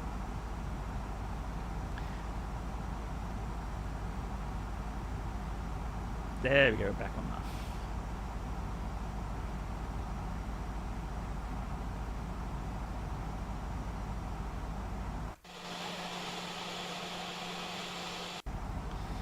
Captain Bruni, yes, I know. I know for all those that are properly licensed will know that, of course, in order to fly AR authorization required, you need certain things to be working. Yes, we've talked about it. I'm aware of it. We'll pretend we have the authority, alright. So, I'm going to... Oh, 0.1. Oh, it's already there. Oh, that's cool. No, 0.0. No, 0.1. So that has actually done that automatically. Have they changed that? Captain, what's your intentions? That's interesting. Can I say again, please? Your intentions? We're currently in the teardrop for Mike Echo Romeo VR. We're passing 133, and we'll start the procedure once we're inbound. Copy. Right, so there's nobody inbound, so we're going to exit the hold, start the approach. Oh no! For crying out loud! Jeez, FSlabs, what happened?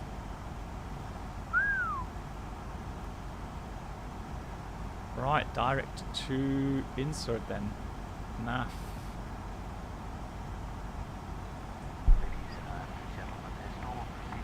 Descent up blue, NAF. And we have the required. But I'm going to enter this manually because in case it changes.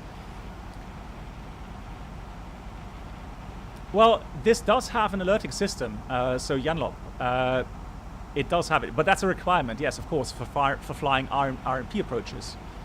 So any RMP really requires you to have those alerting features. But now at least we have that value, and if it goes, the estimated accuracy goes above the required, we'll get a message. NAF accuracy downgrade.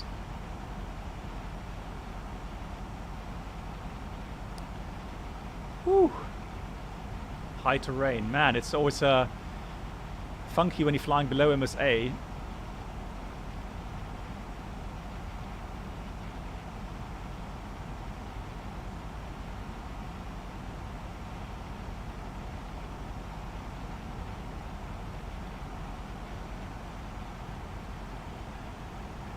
It's the master answer in the HBL PBN question. I know, it must be horrible.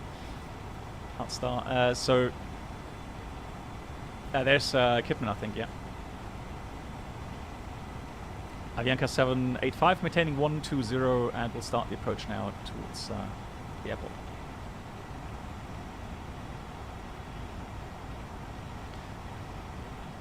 Kipman, be aware that I may need to taxi down to the end of the runway to turn around again, so make sure you have about 10 mile separation.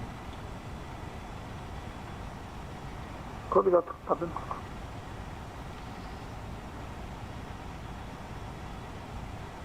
Yeah, 39 meters width. I mean, we could, well, not really. I mean, yeah, it's pretty marginal.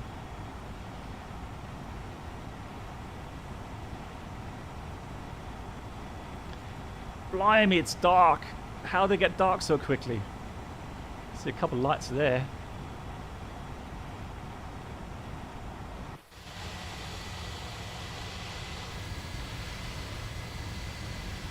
Yeah, good luck. We're all counting on you.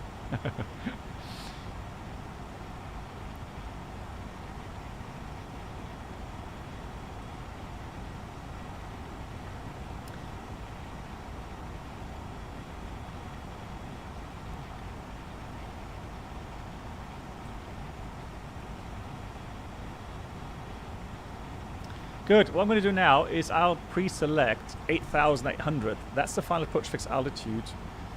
And so I'll do the following. Press on the outer knob. It goes now out constrained. Pasto traffic entering holding over mare at Descent high level blue. at 4,000 feet. Pasto traffic. So there we are. And we'll descend then with the procedure. So 10,000 minimum there. And then 8,800 final approach point altitude. From there on, so Papa Sierra 964. Then we press the approach button and let the aircraft fly the approach. Hey MCK, how are you doing? So in case of missed approach, we can try a second approach, although it'll depend. If it's for pilot incompetency, we may try another one, but if it's for weather reasons, then we're going to divert to Quito. Caramba. Right, once we leave 120, we're going to switch over to QNH.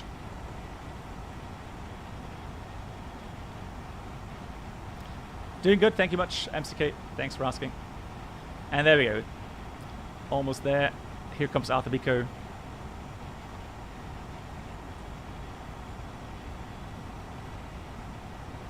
Descent out magenta, flight level 100, although now I'm going to pull, I'll put this to 1025.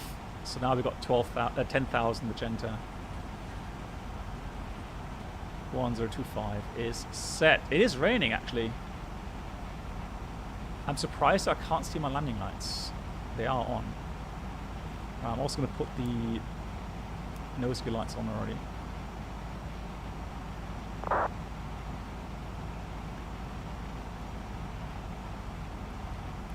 I'm going to maintain 220 until I hit the next waypoint, or just shortly prior to that. Then we'll start configuring the aircraft for landing. Yeah, I just don't want to hold up the rest of the guys here.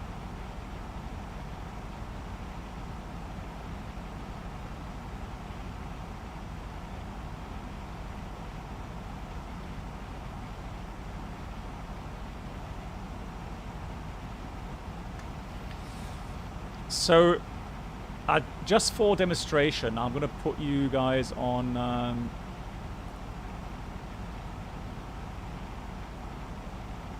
where is it?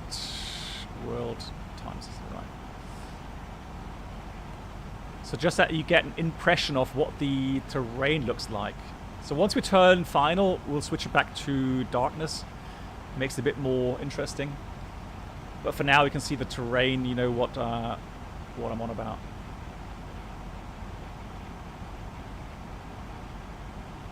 Alright, descending nicely.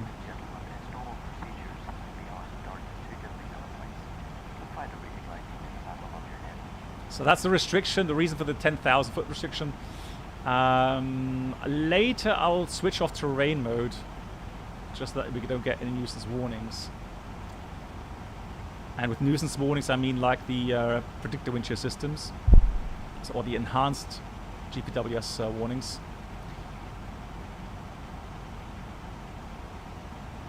No, FPS are fine at the moment, MCK. Still 60 FPS, all good.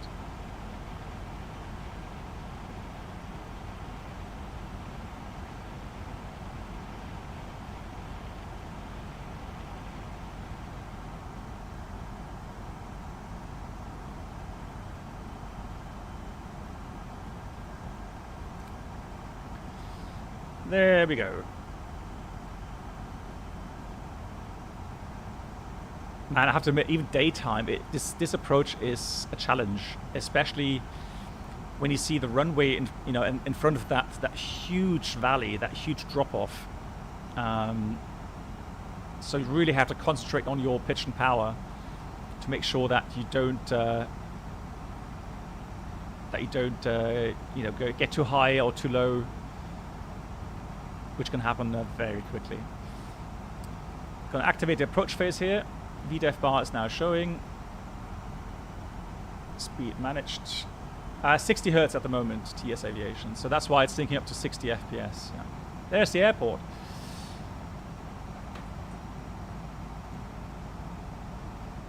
There's an aircraft on the runway right now.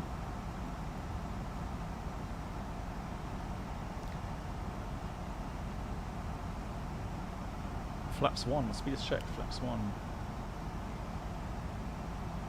Pasto traffic, Avianca 785 is approaching Papa Sierra 966 for the RP02 approach in Pasto. Right, you can Happy landing, black box. The other aircraft is actually on the apron. Okay, then I'm happy. Okay, thank you. Oh, that's the approach lights there. Ah, they're blinking from the other side. Yeah, but you can see now, if you look at the valley there, there's a runway, and look at that deep valley just in front of it. It's crazy. Flaps 2. Speed check, flaps 2, descend. Alt blue 88 because that's our final altitude now. And we're slowing down.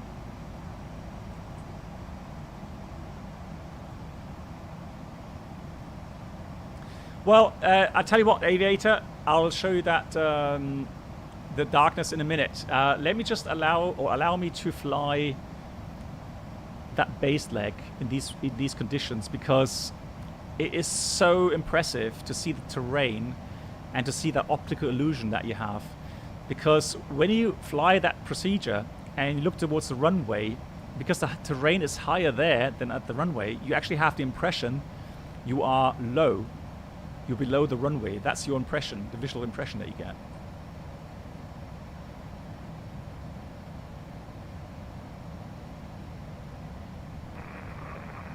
Windmill 584 over Mike Romeo Villa, sending 10.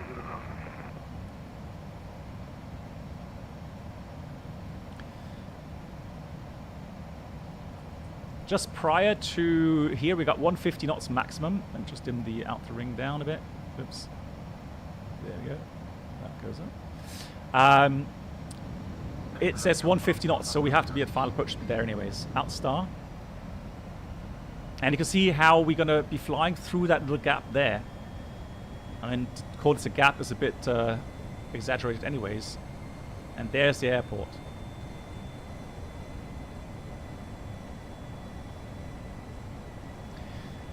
We are on our way to a final approach point. I can now press the approach button there. So final approach now armed. Gears coming down. Spoilers armed. Lights on.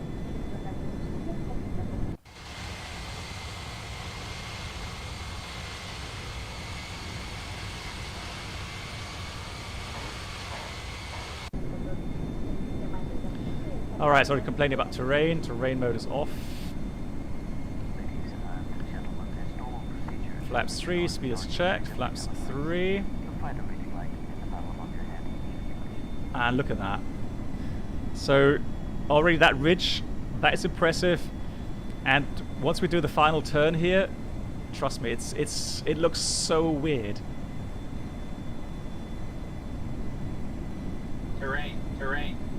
Yeah, disregard. Pull up. Yeah, it shouldn't do it. It should not do that. Terrain. Right, final approach is active. Here comes flaps 4. Just checking the accuracy again. 0.09, both sides. All good. Landing checklist. ECMEMO landing no blue, and the cabin is ready. So, look at that procedure. I mean, this is how they fly this in real life as well. You're descending towards terrain. So So you're descending and you're trusting your instruments, you're trusting that the flight management system is actually working correctly.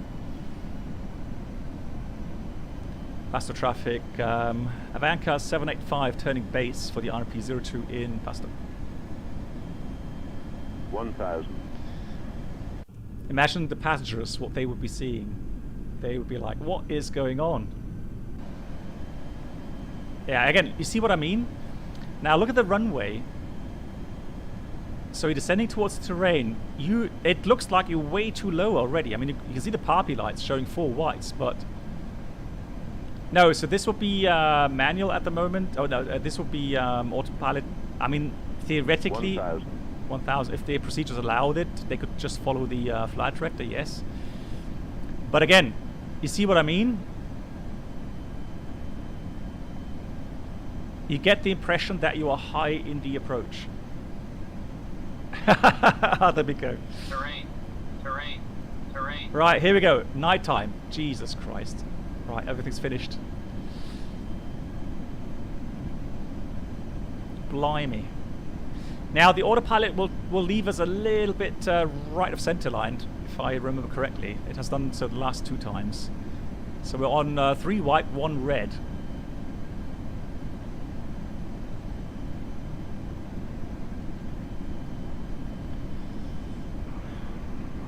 Right, I'm going to go manual thrust here.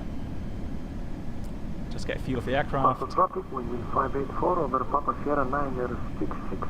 I'm already going flight path angled out.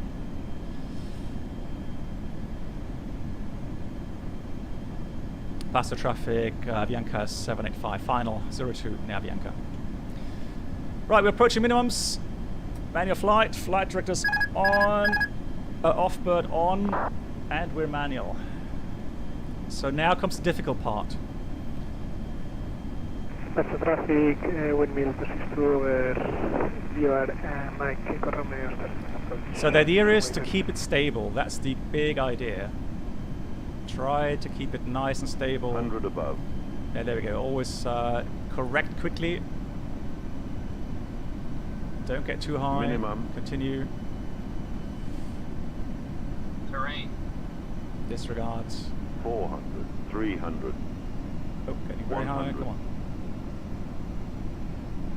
50. 40. 30. 20. Retard. 5. Come on.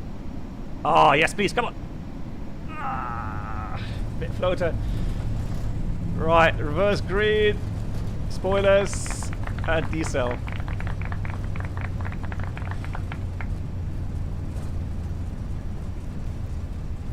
Right, reverse closing, manual brakes. Now that's how pros do it. Ooh! Yeah, that was a bit floaty.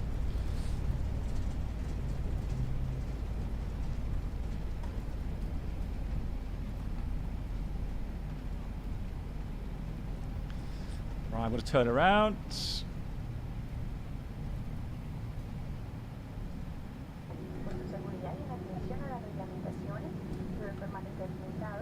Look at the approach lights there. Crazy.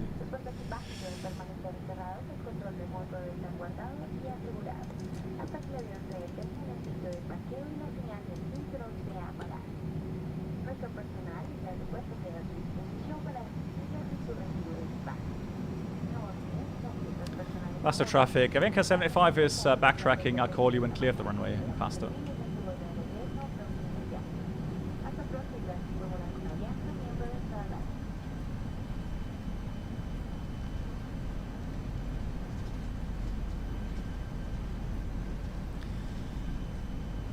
Right, if you put that back on.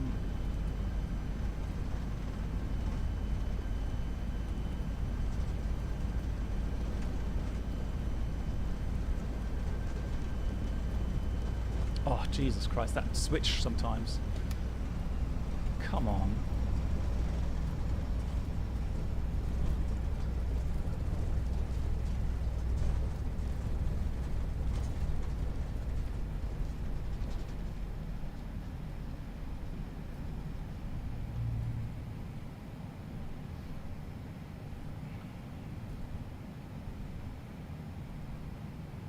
Pasto traffic 11584 over Papa Sierra 9064, 8800, turning final. Pasto traffic. And runway, oops, the runway is clear in Pasto from Avianca 785.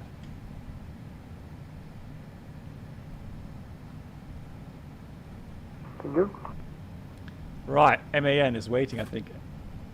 Blimey, this is going to be a bit small for 4 aircraft, I think, but we'll see. Hey, Lee, but it's not. Is it your birthday today, Lee? Yeah, right.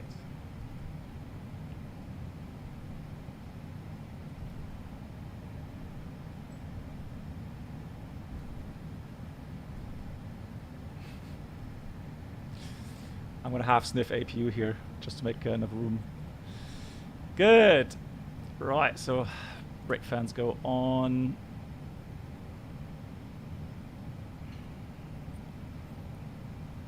Let's check the time. Should be 3 minutes after line. Although we did power up the engines coming back again. So let me just idle a little bit more before we switch the engines off. Actually, no, let's leave TCAS on. Let's see where Kitman is.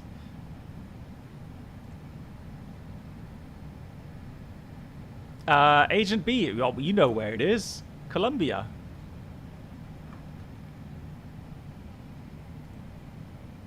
Here. South America.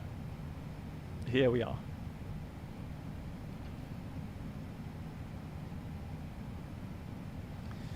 Moritz, is the...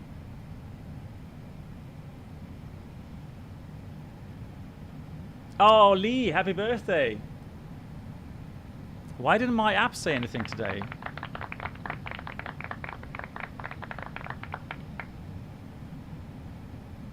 I'll check my app again. Why is my app not telling me that you've got your birthday today? Lee, alles Gute. Bleib gesund. Right, let me have a look at Kitman coming into the approach here. Let's go to daytime. Although... He's turning final. One more thing. Pasto traffic 11584, turning final runway 02, Pasto traffic. There he is.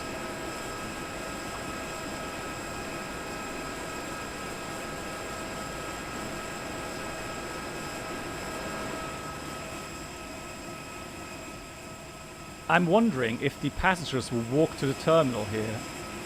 Probably not. We'll see. There's Kitman in the approach. Again, the scenery is so nice. Absolutely amazing.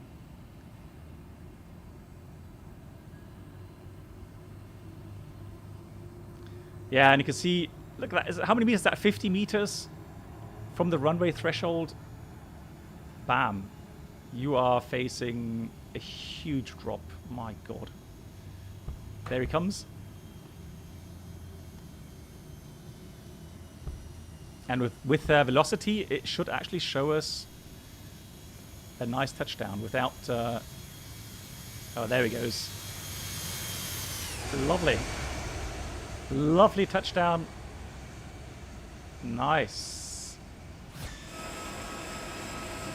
Here he comes.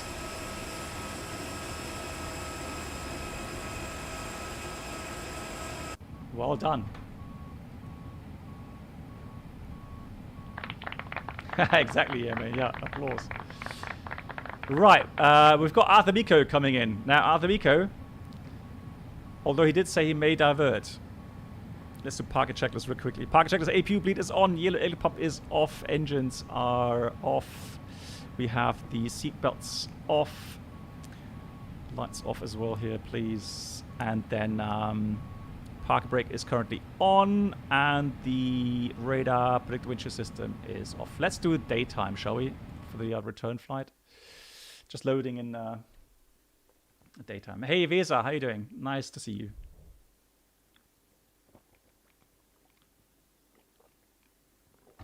The Miko, no. Come on, caramba. Oh, they're getting buses. That's a shame. Where is... Oh, there he is.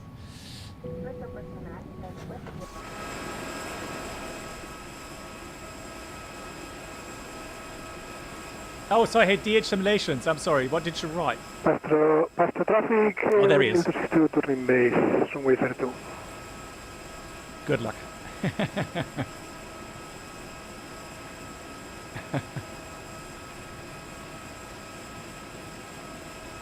Yeah, you're going to be careful with the spams or the capital. I have not found the settings yet. I keep searching in the Streamlabs, but I've not found any settings anywhere that I can stop the bot.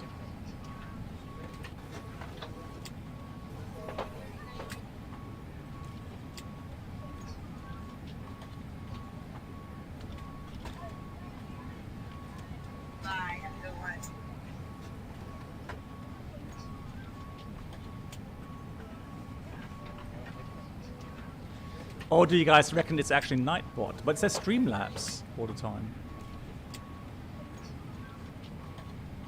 No, excess caps is disabled on Nightbot. It's just Streamlabs.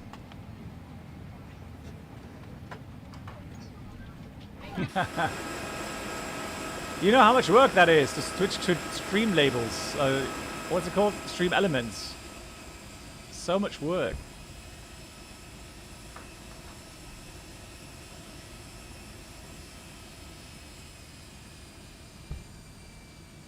Man, I wish we'd find that. Pasto traffic, windmill 584, runway is cleared.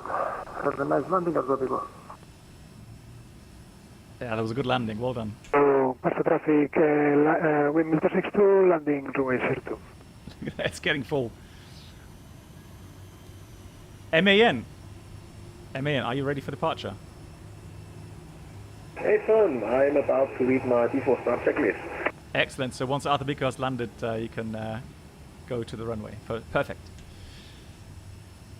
That was the plan actually. Excelente. Right. There he is. Where is he? There he is.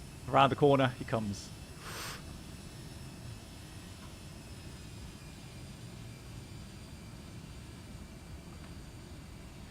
Man, it's so annoying sometimes when you can't find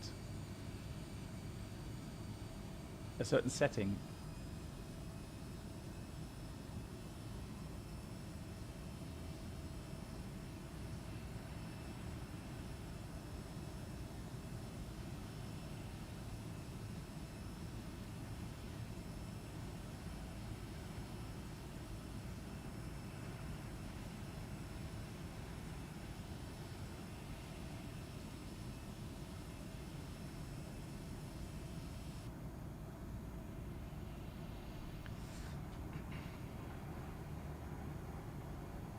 How do you get that view?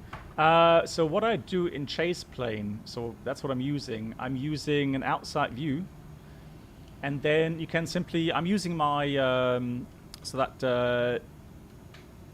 of Logitech game controller to move about. But that's the outside view. Right, there he comes. Caramba, caramba. Oh, mind that ridge, mind that ridge, mind that ridge. Ah, yeah. Oh, perfect. Oh! So much to velocity. Lol. I thought that was supposed to be history.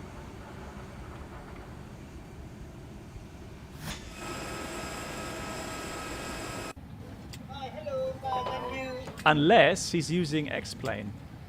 3-wire. Altabico Mark says 3-wire.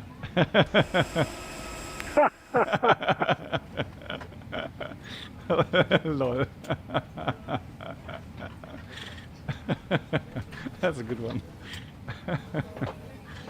Oh dear, you guys. All right, let's prepare the return flight, shall we? Oh, no. Windmill 262 backtracking runway 32. Oh dear. Oh.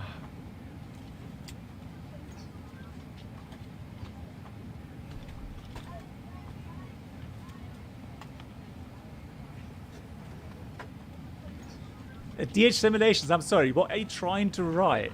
Why is my bot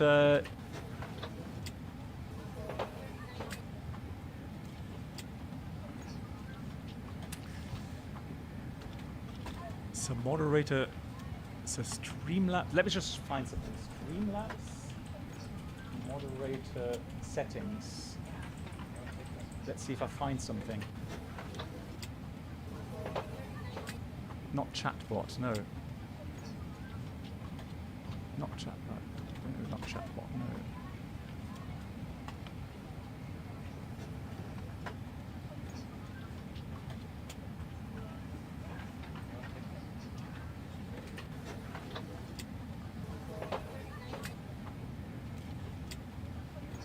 And in the end, we cleared. Right, let's just get the flight plan. Muchas gracias.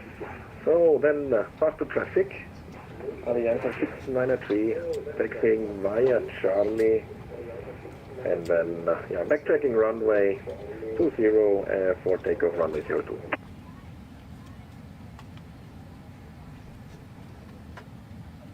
Have a great flight.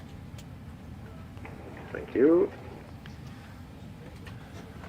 Right, we're going to back to Sierra Echo Quebec Mike. Generate the flight plan. Hello, thank you. Thank you. I'm going to have to quickly disconnect and reconnect once I fire the flight plan. Whoa, it's busy. Climb. GG.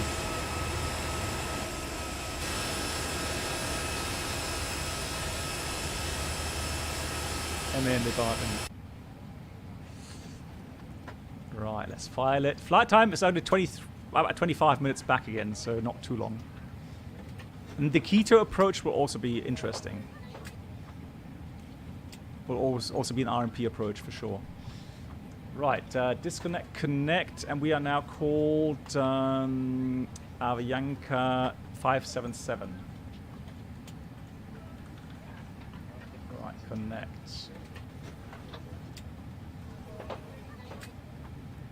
Landing rate minus 92 feet per minute. GG's. Thank you. Good night.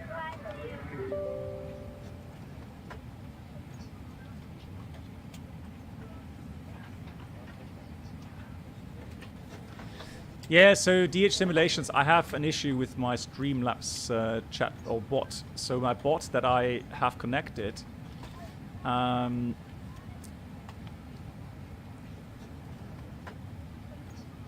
is having certain settings, but I can't find the settings for the bot.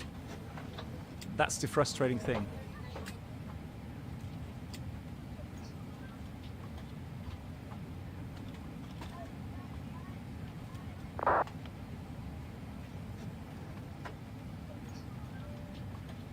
Oh, I found it. Hey, can you do me a favor? DH Simulations, can you try again, please? Can you try again? I think I found it. By pure luck.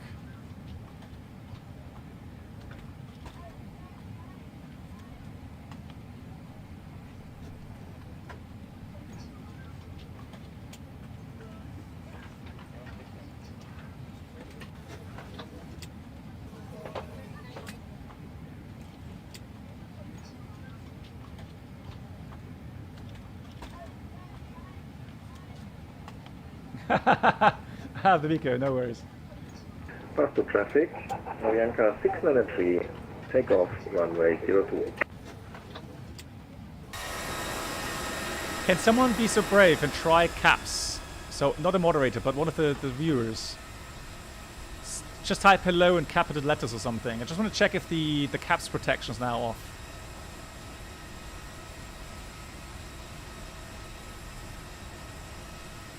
There we go. Thank you. It works. All good.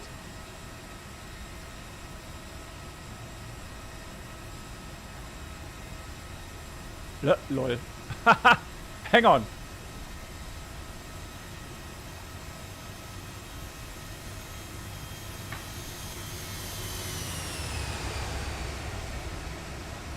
Can you try again, please? Can you try again? So the non subscribers. Please try again. Ah, I think it works now. Yeah, I think it's all right now. There we go. All right. Thank God for that. Finally, I figured it out. Bye-bye. You've still not left the plane. What's going on? Like, come on, hurry up. Good night to Lilo Pilot. Take care. Right, I'm going to be in it. Avianca 577. Correct. Data request.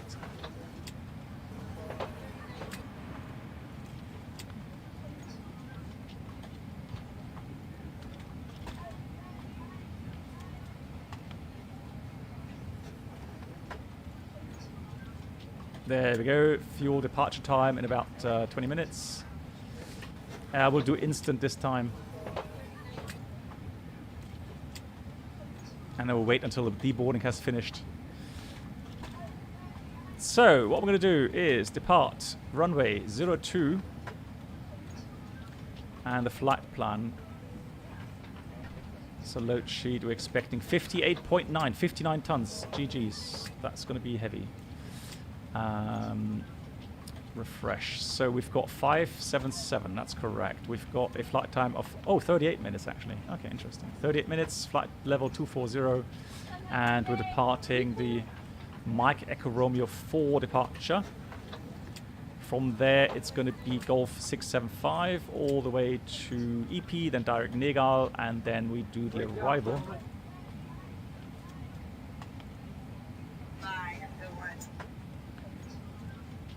Well, if I open the cockpit window, then I can't see my EFB anymore.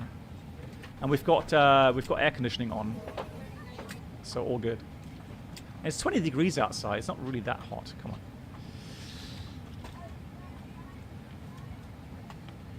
So that's the RNF feeder to Negal, and then we do the arrival routing. RNF 2 feeder for runway 18. However. Let's have a quick look at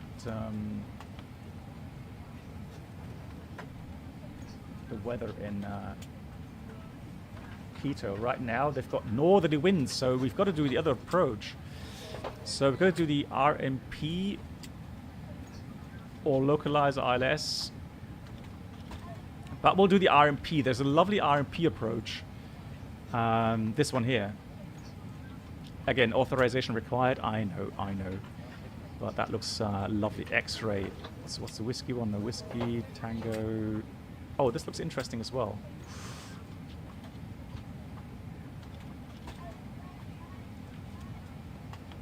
Thank you.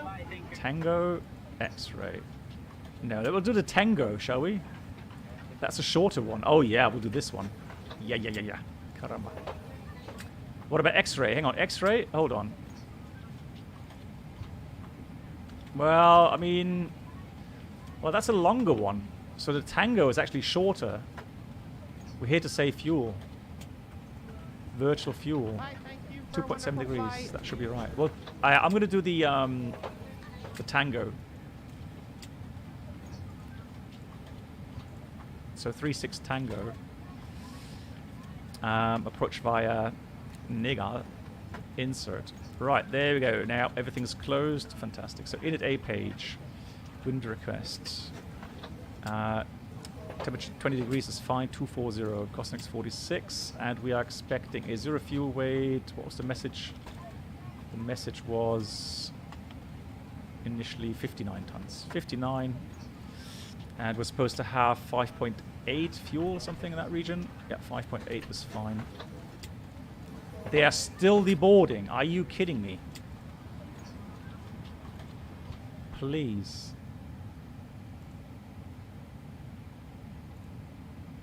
Oh, come on. Yeah, there we go.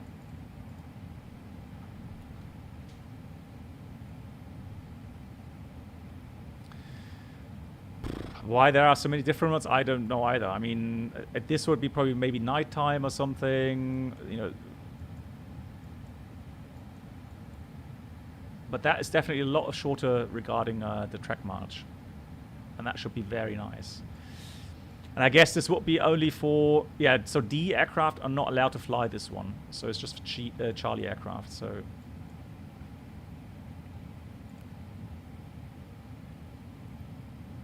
Not like this, what you mean? So, departure. Just get the airport parking gates, start, approach, where was it? RMB Tango, there we go. That's all set. Let's look at our departure. So airport infos, we're parked here. Backtracking runway 02. We're doing the Mercaderes for departure. And that means we are flying as follows. Runway heading to 6,300 feet, which is not very high. Turn left. And intercept Papa Sierra Oscar 360 degrees to 12 miles, and then 8,800 above, and then we turn right to go Mercado 224. So we need Mike Echo Romeo on this side, and we need Papa Sierra Oscar here. And again, it's a conventional SID. Transition altitude is 11,000, correct. And that's going to be level 120 or above. That should be no problem. Cool. Right. The alternate fuel is something we need to change. That's going to be 1.4 tons. So we have a bit of extra fuel in case of a missed approach. Hey, Solowings. Bonjour, monsieur. So we've got weather in Quito. Fuel 2,600, broken 8,000, 18 degrees. No significant change. So that should be fine. Alternate is looking good as well. No bigger issues there. Fantastic.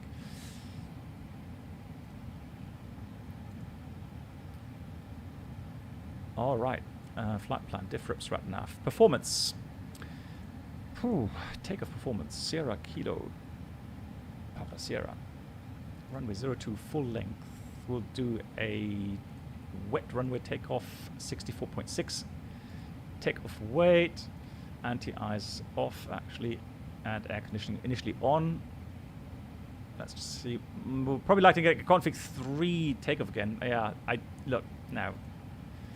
The climb out rate, single engine, config 3, even if we go then to max power, it's going to be so horrendous. So we do config 2 takeoff, so we have a chance to get this aircraft out. So toga power, yes sir, toga power required. Short runway, at least that does make sense. 330 meters stop margin. Although the lower margin, 124 knots here, so 400 meter stop margin is fine. Runway is wet. That's all good. Right, that's what we'll take. Cool. Toga power. I don't think I have any infos here. So acceleration is 7,000. 40 engine out.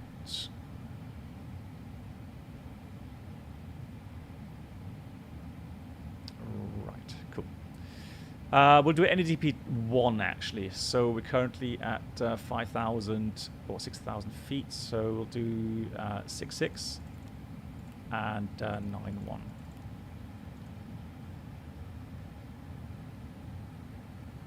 So hang on, 7,000. There's only that. No. Disregard. We're going to put the 676 here, engine out acceleration. Perfect. Right, so what we're going to do is also by request, we're going to put failures, one random failure armed in here. Insert. And then we'll see what happens. Flight director on. We're going to climb, well, 160 initially again.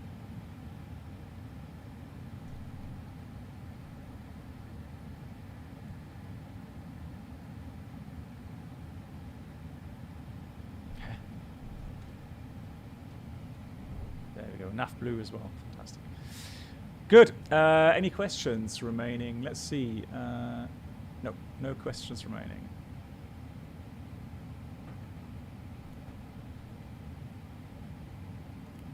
Let's see what I put in. Oh god, yeah, 7.6 of course, and then 9.1. Yeah, thank you.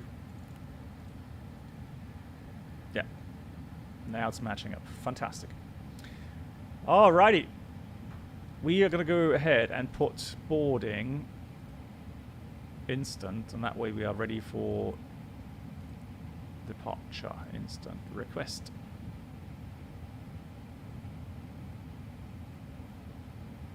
QB, yeah, you're doing. Nice try.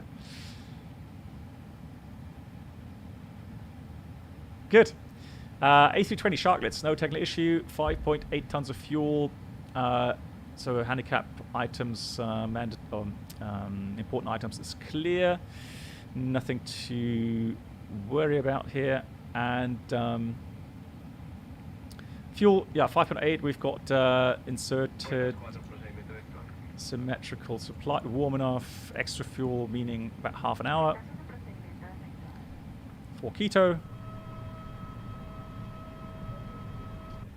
And takeoff weight 64.6 expected, although let's wait for the load sheet. Reply accept, that's the final load sheet. So 59 with a CG of 32, 5.8, giving a takeoff weight of 64.5, that's correct. All within limitations, cool.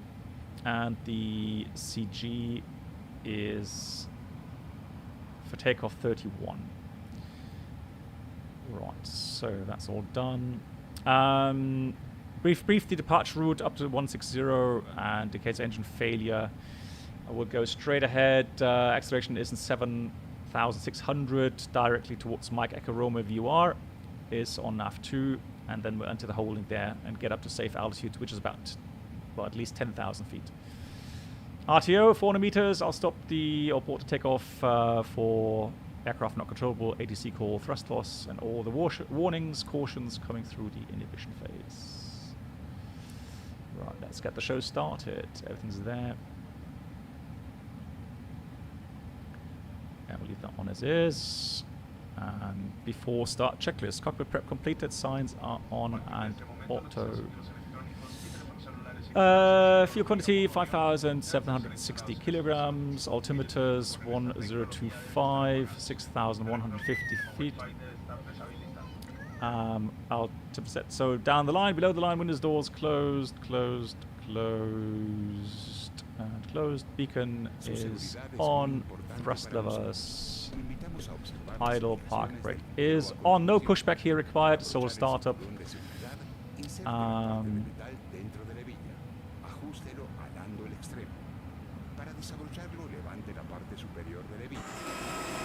No! Don't! Thank you. God. Oh. GSX. Right, shocks off. Cool. Good. Engine start.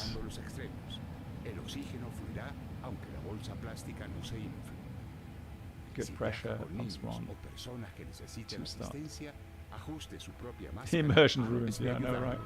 Continúe utilizándola hasta que la tripulación lo indique.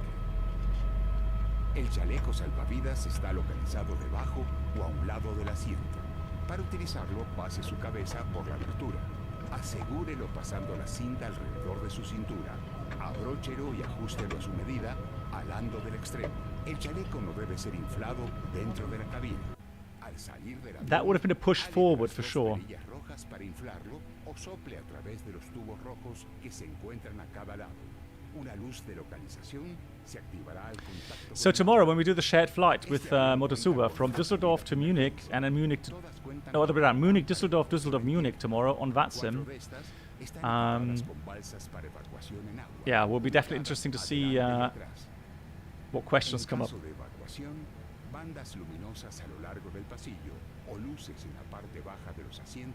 Cool thing was, we already did a practice flight with Motosuba, and he is already very knowledgeable on the Airbus 320 or 319, and the cool thing was that I actually managed to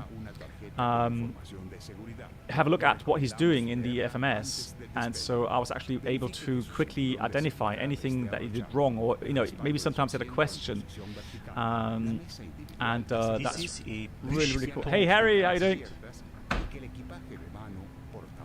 How are we doing? Good, Harry.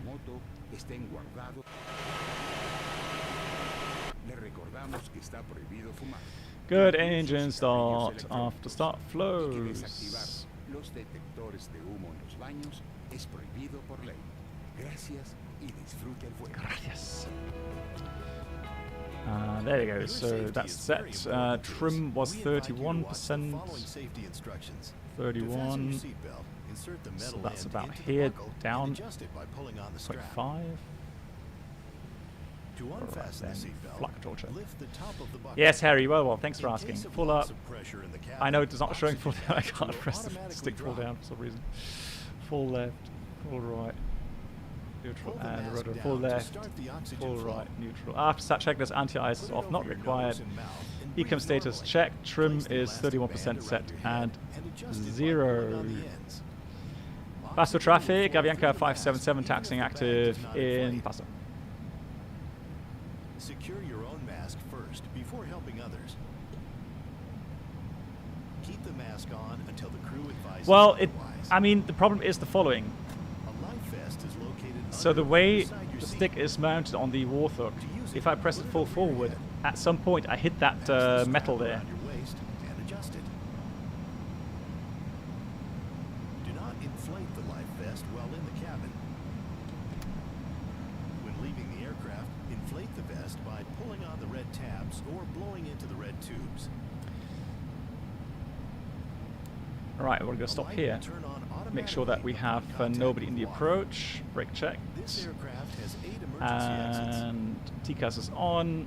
Each of them Nobody has a in the slide air. for land evacuation, and 4 of them Pasto are traffic, equipped with Avianca front and rear 577 lining up, evacuation racks. backtracking runway 02 in Pasto.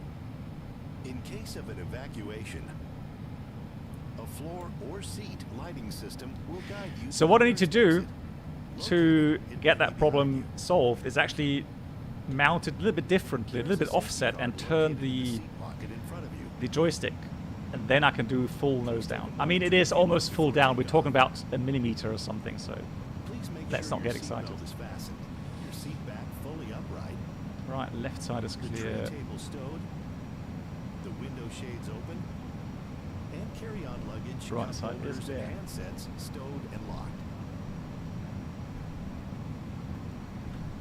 We remind you that smoking is forbidden, including electronic cigarettes. Tampering with laboratory smoke detectors is against the law. Yes, it is. Thank you, and enjoy your flight.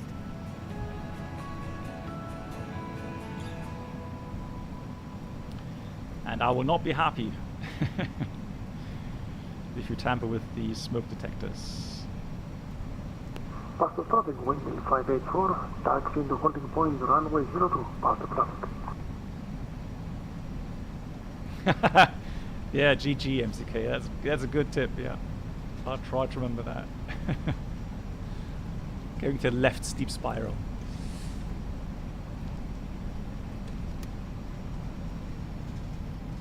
Up to cat always the law in the country that you fly over. However, inside the cabin, it's a different matter. To a certain extent, that is. That's a complicated matter, though.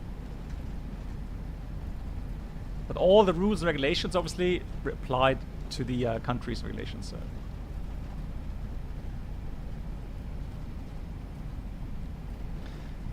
Yeah, it's a shame they even have to mention that. They have to follow all the instructions. Pasto traffic, windmill And all the signs. 584, on Charlie, hold short runway 02, Pasto traffic. Right, let's do a quick turn around here. About 5 knots. Come on. There we go.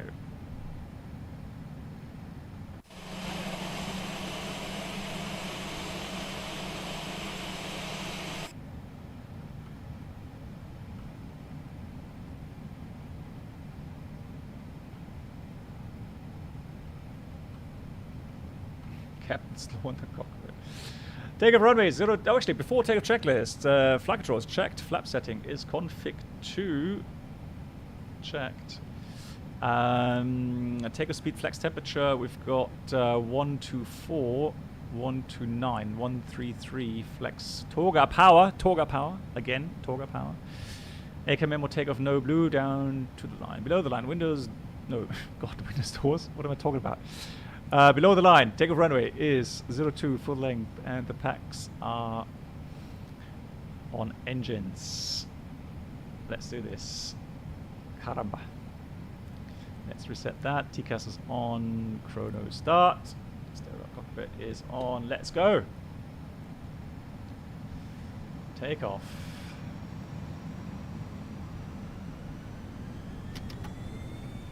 Mantoga SRS, auto thrust blue.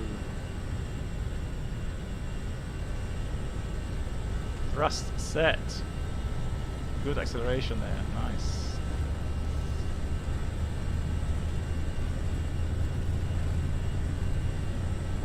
.100 knots. Pasto traffic, 584. After the departure aircraft, back to D1. runway 02. Rotate.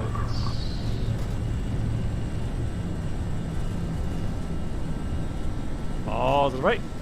Gear up.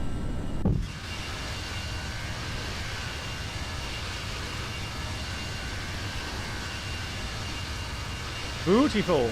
That is so nice. Right. And left we go.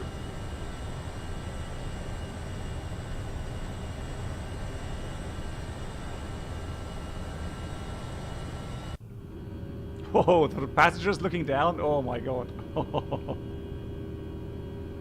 What a drop.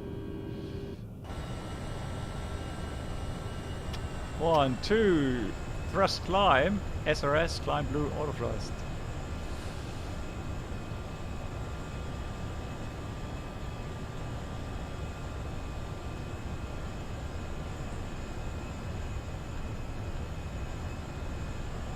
That speed bug, that speed bug is still there, where it jumps all the time.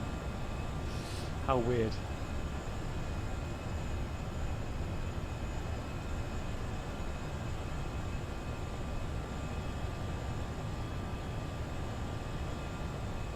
Yeah, the area here is really impressive. Really nice. We got climb, out blue, autopilot 1.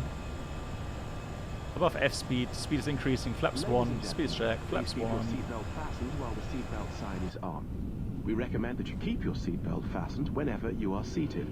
Toilets are located at each end of the cabin. Remember that smoking is not permitted at What was the worst unruly passenger in just a few moments, situation I had to deal with? Good question. Well, actually, I mean, once I'm lucky enough, let's put it this way, I'm lucky enough that I've never had to order the physical constraint of a passenger because of him being or her being unruly. So that's good. But yeah, we've had unrulies that actually damaged property on the aircraft. Flaps 0, speed is checked. So they actually damaged stuff in the toilets, in the washroom, and they smeared with an edding. They smeared all kinds of naughty pictures on the mirror and so on. So yeah, we actually had to call the police, and because there were witnesses that saw apparently some youngsters, but yeah, I mean, we did our report and so on. Well, the rock band in Bucharest, well, I mean, they did some damage in the lounge. Let's put 250 here, and let's climb to flight level 2. Was it 260? Yeah, 270. Pasto traffic, wing 584, taking off runway 02, Pasto traffic.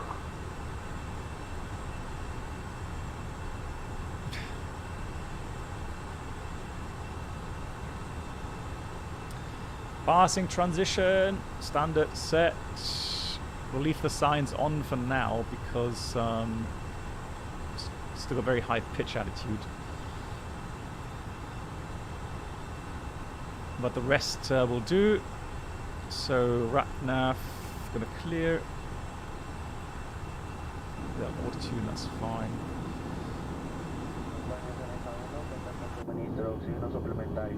caso de escuchar la orden, nadie use la máscara, salga del baño y siga las instrucciones de los auxiliares.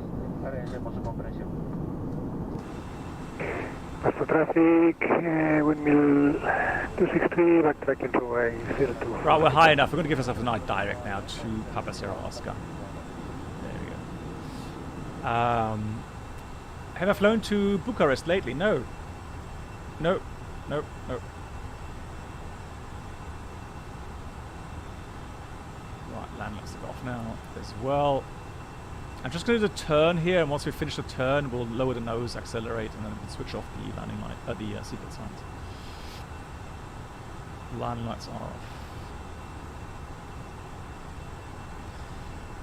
Yeah, I mean, luckily it does happen rarely, although we had some issues, obviously, with COVID procedures, so people not wearing their mask properly, having to threaten, get the police, etc. I actually had to offload one passenger once.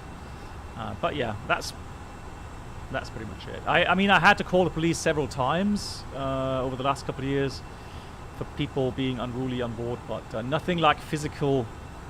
It was just verbally abusive, nothing physically abusive. So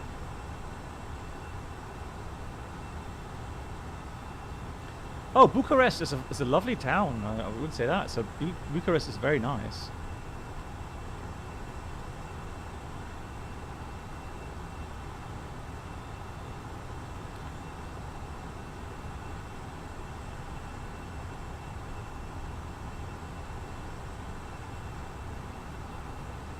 Yeah, I would. I love going to Bucharest.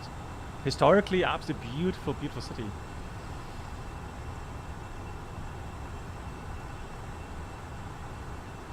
JSnap, no, actually not.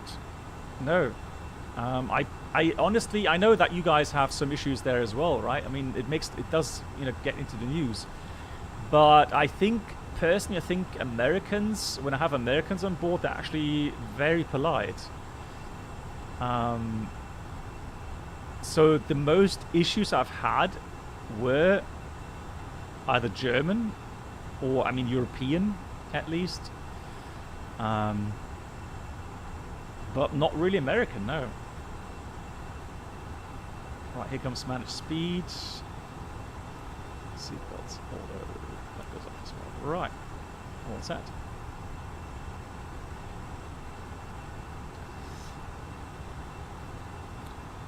Dislike my video? Well, currently we're using Avianca. My real world occupation I'm not saying out openly. That has more to do with legal stuff regarding advertisement and so on.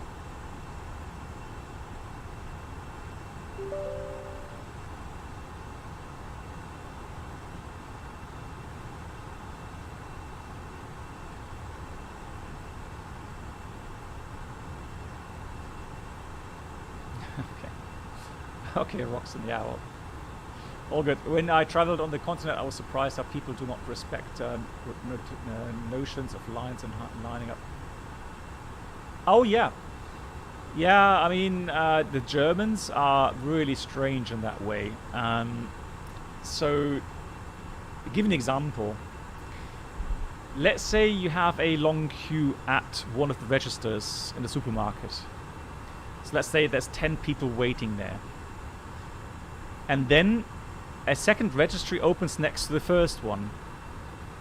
Who would you think would normally be then, next in line to go there? Well, obviously the one next in line on the first line, right?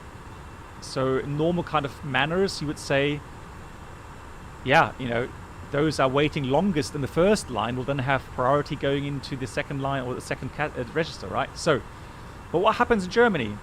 In Germany, I get a feeling sometimes Germans always think they're so clever. And so the moment they are sure that the cash registry opens, the last people in line will run towards the second registry just to be there first. Right? The same kind of behavior I see All right, same thing I see is for boarding, for example, right? I mean, there isn't even an aircraft at the gate, right? There's been an announcement that the aircraft is going to be delayed. It's going to be late inbound. So, but people stand there in line to board, and I'm like, well, it doesn't make sense because, you know, most often airlines will actually use seat rows or, you know, some procedure. They will call up your row number or your area, you know. Why, you know, supermarket blitzkrieg. Yeah, I mean, like, seriously, it's like, you know,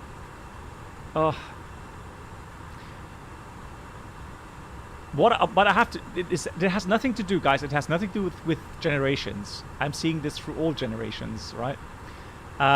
What I am happy to see, though, is quite regularly, is if you go in a bus, for example, or train, and there is an elderly couple coming in or something, I do see often, and it's a pretty full, so all the seats are taken. What I do see often, so even young people then getting up and, you know, vacating their seat for the elderly. That's something I really, really think is great. So,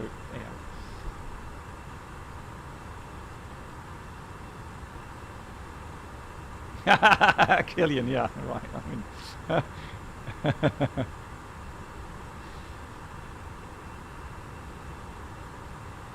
yeah, and MCK, the annoying thing is, especially when it's just like one, you know, little gate people can pass through, then everyone that's not even called up will block the gate. Right? And it's like, guys, why are you worried? You've got a seat number. I mean, if you're flying Ryanair or something, okay, then you don't have a seat number most often. But I mean, on all normal airlines, you have assigned seats. So what are you worried about? You know, nobody's going to take your seat because you have a fixed seat assigned to you. There's no need to, you know, worry about that.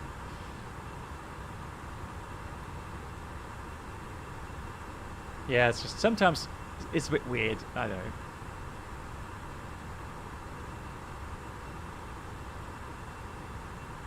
Oh, look at that beautiful little mountain top there. Cool.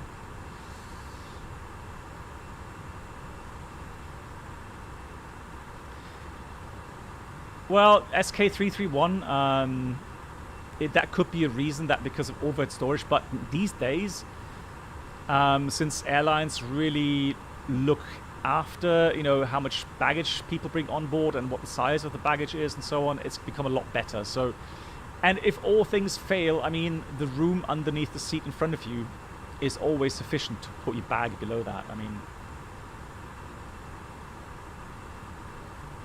colloque on, well, you shouldn't have 42 carry-on luggages. You should only have 1 in economy and 2 in business.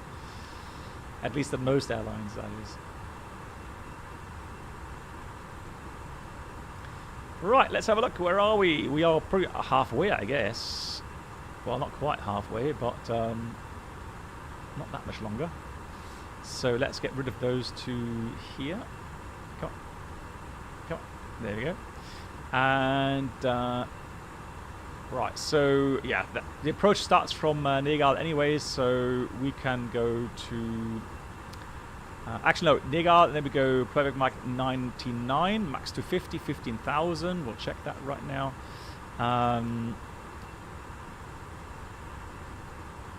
Oh, it doesn't have that waypoint in. That's interesting. Did I put the via in there? Arrival. Approach via. No, I did put that in. That's interesting. Right, so we're going to have to fill that in. See, that's why you check the routing, guys. 099. And then we go to ILPEX. And then we go and put the restriction here. 15,000 at. And then speed to 50. There we go. Plan mode. Let's check that's inserted. There we go. Yeah, max 099, then to ILPEX. Perfect. Then we go ILPEX, still 13,000. Oh, hang on. It should be 13,000 above, unless the approach charts are different. It shouldn't really. No, 30. Oh, actually. Yeah, you're right. That should be 39. All right, yeah, we'll leave 15,000 and above. That's fine. Then procedure says we're going to fly to Quebec Mike 057, lowest 39. Then we've got Quebec Mike 058, the lowest is 12.6, correct. Then we go to Quebec Mike 054, 11.8, correct. Then 060, 11.5, correct. Then to Gedan 11.2. Then Quebec Mike 062, 10.8, correct. Kuban 10.3, and that's the final approach point. From there, we press the approach button and see what happens. Yeah, it's still got enough track miles. I can see that's 1.6, 1.9, 2.6, 2.1. But we'll fly this completely managed, fully managed. 2.7 degrees is a down angle. That's correctly programmed. Curved approach, very nice.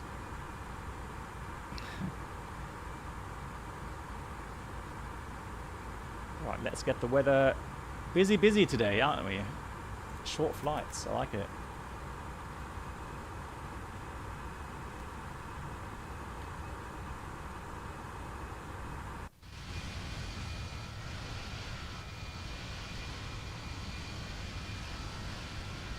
I like that livery. That's a beautiful livery.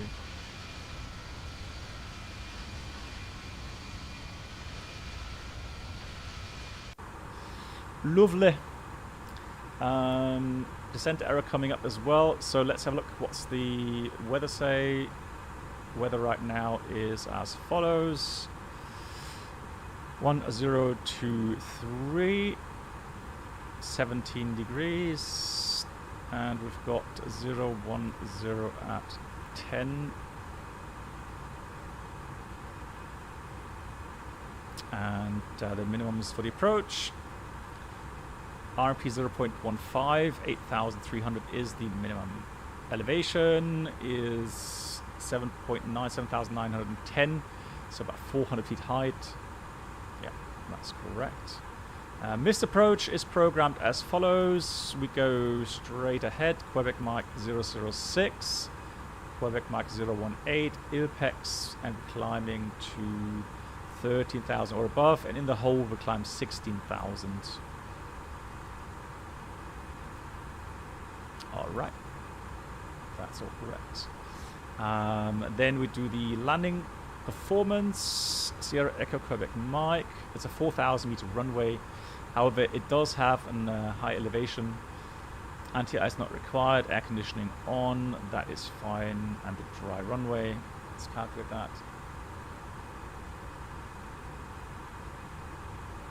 Yeah, guys. On the what day was it? 12th? Was it 12th? I think it's already passed, hasn't it? On the 12th. That's some events. So the first wing event. Yeah, it's already passed, but they plan to do regular events where you can join as a new member to VATSIM. So if you're not so familiar with the procedures and so on, they will then give you the options to fly there, and you don't have to worry too much about messing up. They actually on that day they take their time to make sure that your questions are answered. And so on, which is really cool, I think. We've got 4,100 meters almost available landing distance. Automatic low is 2,700 and factor 3,100. So no doubt we're going to take automatic low. Exit Alpha 2 or Alpha 3, both of them are fine. Oops, great. Thank you. So that means Alpha 2 is this one, Alpha 3 this one. So both of them will do nicely. We'll taxi back to the apron. All fine. So let's put auto brake low. Last thing to do is get the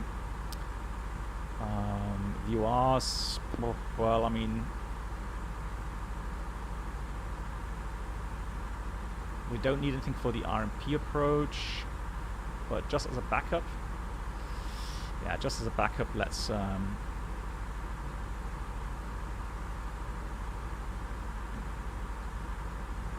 one let's dial something in. So ILS-36. So we've got Quebec India Tango. Quebec India Tango in there, and we'll use Quebec Sierra Victor. There we go.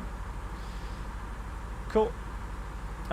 So we've got descent up blue 180 initially, and terrain-wise, so some weather there. Terrain-wise, let's have a look here as well. Towards Negal. Yeah, 17,000 or above, which we will maintain. Fantastic. Make charts and creature with photo and broadcast.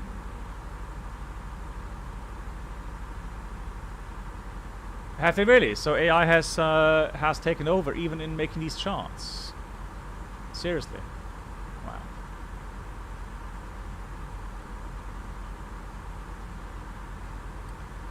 Right, let's get everything strapped in. Briefing, A320 Sharkless, currently no technical issues. Who knows what we'll have, but we'll see. Arrival has been briefed, the approach has been briefed. Fuel-wise, 4,300 kilograms gives us about half an hour. It says 40 minutes. So in case of missed approach, we'll try a second approach, unless it doesn't make sense. Good thing we turned on the seatbelt signs there. Temperature 16 degrees. What else? Oh yeah, it's briefing regarding RATNAV setup. Quebec India Tango, Quebec Sierra Victor, all set. Autobake is low. Required is about 2,800 or 2,600 meters, I think it said here on the landing. 2,012. Well, 27, but 3.1. Yeah, all right. Enough landing distance available. Not critical at all. Let's start. We'll descend now according to the procedure. Descend up blue. 15,000 or 150. Actually, disregard. We've got 18,000 transition, haven't we? There we go. So we've got a altimeter setting of 1023. 1023.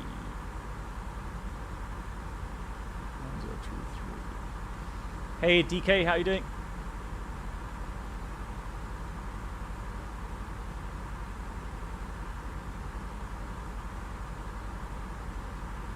Oh, hang on. The real physical chart to markers. Okay, now I'm confused.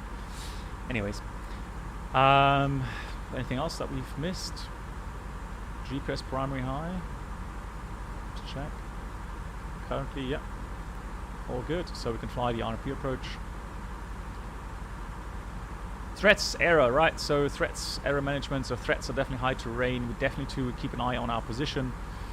Make sure that we adhere to all of these altitude restrictions. If in doubt, go around, climb up to safe altitude.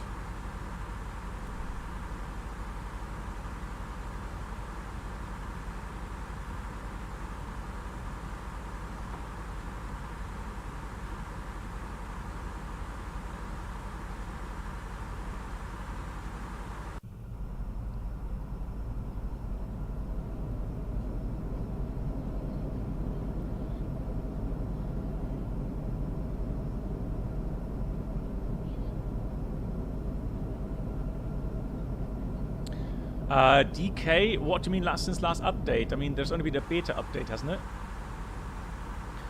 Right, descending down to 10,300, final approach altitude.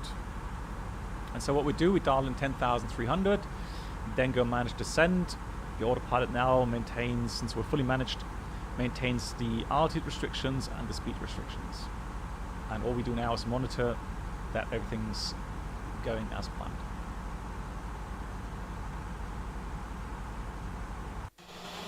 Okay, there's a 2.8. Has anybody else? I've not started Microsoft today. Yesterday there was not an update for me though. I did try yesterday.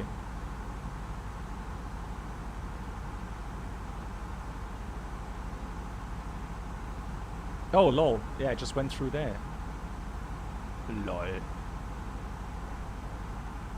FSlabs, what are you doing?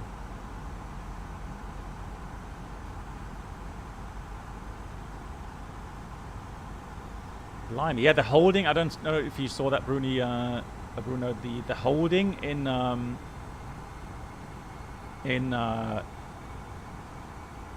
Pasto, it went wild. It went completely nuts as well. Yeah, no alt star. GG's. Right, so let's try that again. Let's go 15,000. Let's go. Lol. Alt star. There we go. Now we got alt star. Right, let's try that again. So let's go performance. Let's go put in 150. Right, decelerate. Let's try that again. 10,300, I think it was. Managed to send. Alt constrained. There we go. Now it's got alt constrained, alt magenta.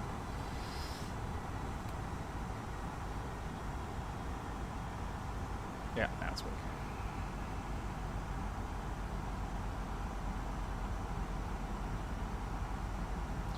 Yeah, the alt star made sense because we had selected 10,300.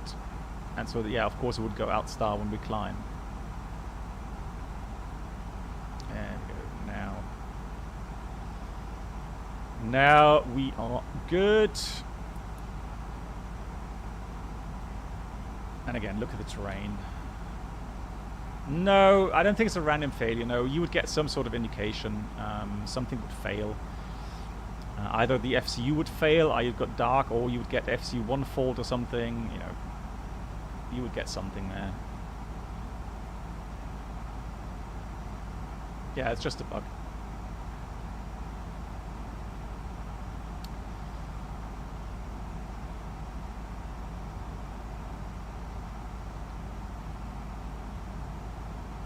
Although what I dislike is that it went into the approach mode already, which I dislike because we're still very high up and still got long distance to the runway. Got 22 miles to go. All right, we'll stick with that for now.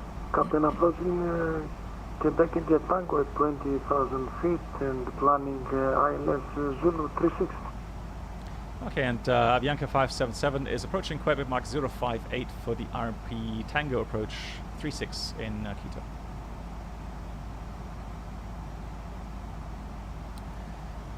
Here comes flaps 1, speed check, flaps 1. Flaps have to be up.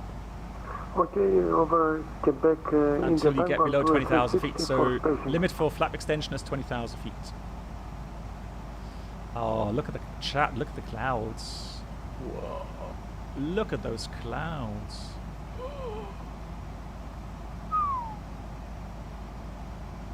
Wow.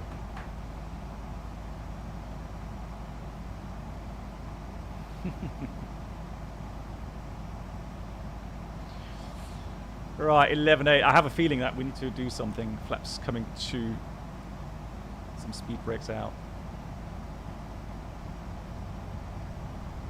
So that's 10.8. Yeah, we've got to do something there. Quito City.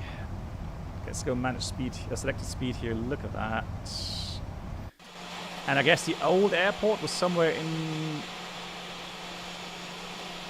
I don't know if it's actually still modeled here.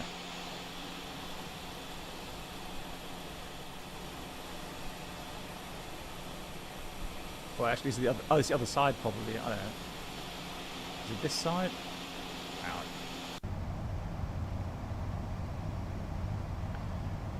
So 11.2, 11.5, 11.2. We're slowly coming into the right path here. Yeah, we do need to be at 10.3 here. We do need to be there. Gears coming down.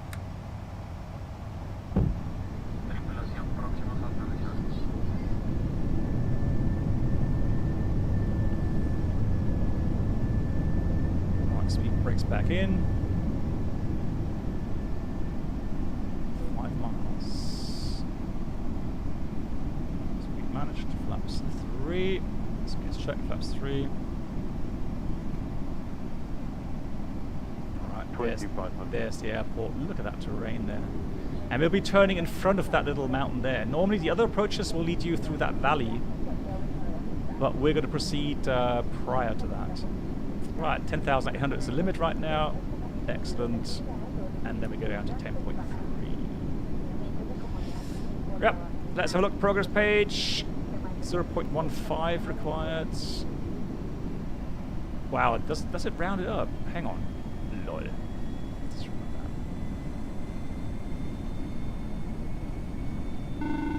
that. Hey, Ron. Yeah, much appreciated. Descent, let's do flaps 4. Speed is checked, flaps 4. Here's the cabin. Hi, Norman. Yep, that's the cabin secure for landing. And See you in the ground, bye. And then since we're inbound to the final approach fix, we'll press the approach button now. So we've got approach nav, final blue, and there's the airport behind us there. Again, look at the terrain. That's incredible.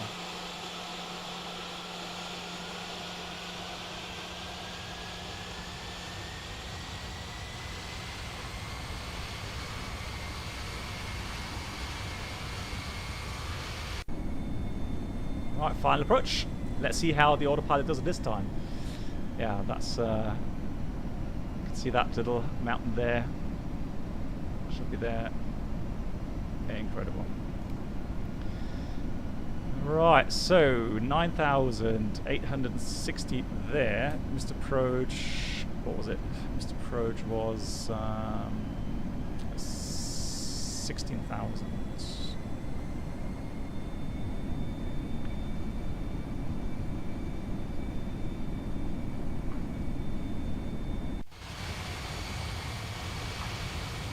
Good night, Black Box. Hold on, who's that? Good night.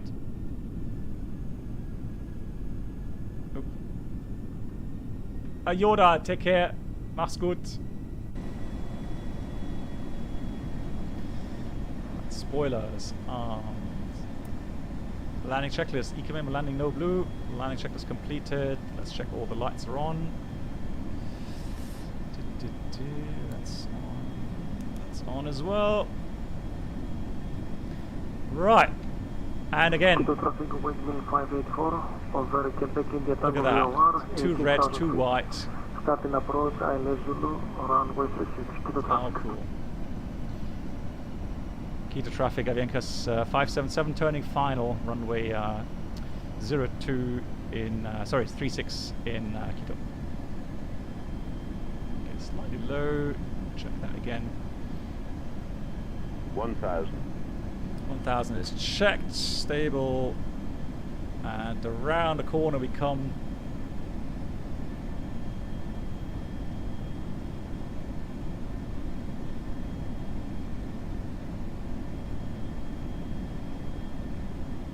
Another runway with a valley in front. How cool is that?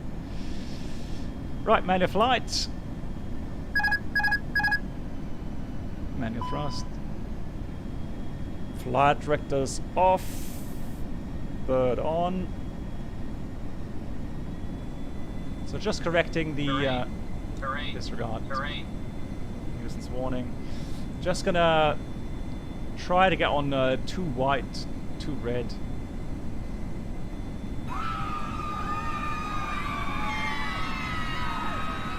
Actually, traffic waiting there, look. 100 above. Yeah, runway's inside. Nice of him to wait. Now I have a feeling we've got 160 knots ground speed continue. So we need about a good 800 feet per minute rate of descent. 300. Wow, this scenery looks lovely. 200. Even though 900 feet per minute, we're still getting high. 100. 50. 30. 20. Retard. 10. Oh, bit too much. Go on. 5. Good that we have enough runway length just to stay inside the touchdown zone. Reverse. That's how pros do. Oh, that initial pull was a bit too much. No, it wasn't hard. 228. That wasn't hard. It was just a long landing. The initial brake was too strong. Toblerone declined. Oh no.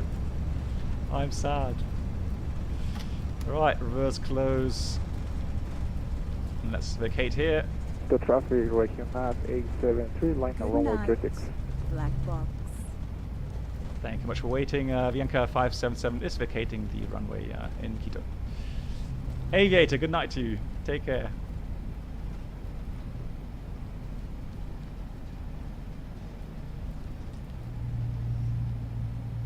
Right, let's go ahead.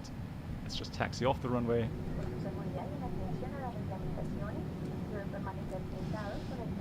I mean,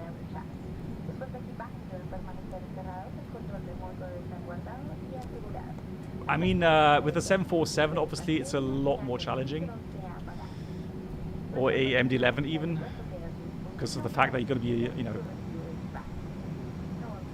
maybe a bit faster in the approach even. Wow, I have to admit the scenery looks fantastic. Look at that. Yeah, Flightbeam Studios have made some really lovely sceneries. Quito traffic, Mountain Air 69012 on the taxiway Bravo, taxi to holding point 36 away Bravo Hotel. Wow, busy. Busy today. Lovely, Martin Air.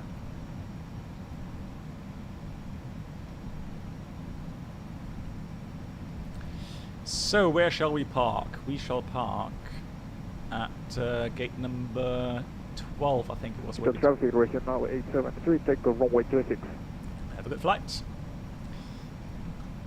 So, parking gates. Let's go. Actually, we've got 10. Follow me? Yes, please. We want Thank GSX you, memes.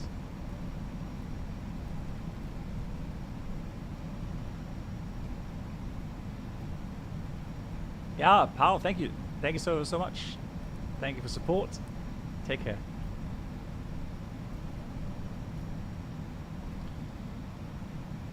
So he's going to turn here. Oh, beautiful. I'm going to go here.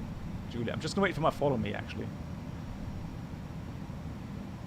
Wouldn't it be funny if the other people would see your GSX and then suddenly you see a follow me on the runway?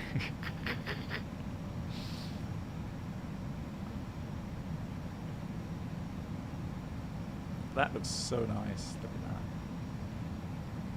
Okay, oh, there he is. Hello, hello.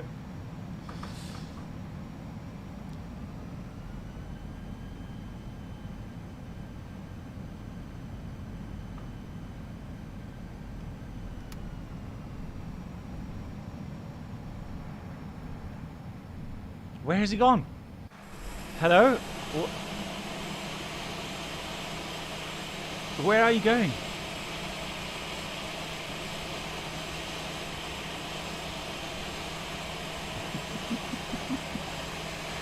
He's doing a 3-point reverse. What? What? No, that's not your... No! Look how he's speeding up. That is so funny. Like, why?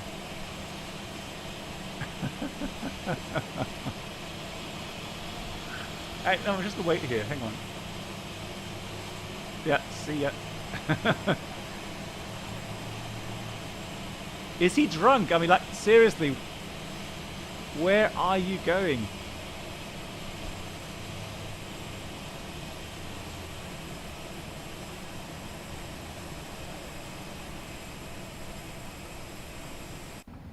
Oh my god. Gate 10 is there. It's, I mean, it's... Is it blocked, actually? Let's just check. Don't know if that's actually blocked.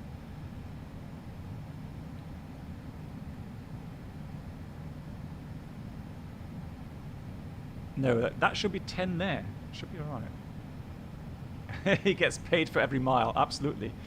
He's there now. Look. What on earth? What is he doing? He had one job. Like, I mean, A for effort and, you know, having the cargo bonkers around the airport, but I mean, He's supposed to guide me to the gate. He's getting coffee, yeah, and lunch while he's doing that. Oh my god, my nerves.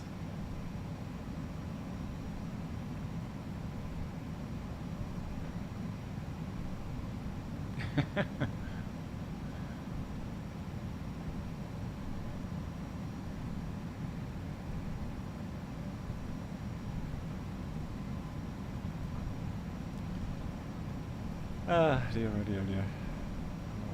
Okay, guys, I'll be ending the stream here. I'm not quite yet 100% or feeling 100% yet. So next stream is tomorrow, though. So tomorrow. Quito traffic, windmill 584, localizer 36, 12 DME. Quito traffic. So next stream's tomorrow. Again, shared cockpit, A319 TOLIS. And where's my... That is supposed to be... Oh. No, I think... I have a feeling that it's completely different to... Isn't that... What gate is that then? That's 8. Yeah, alright. Let's revoke that. Revoke parking services. So let's try 8. Gate. Show all positions. 8. No. Let's see if that works.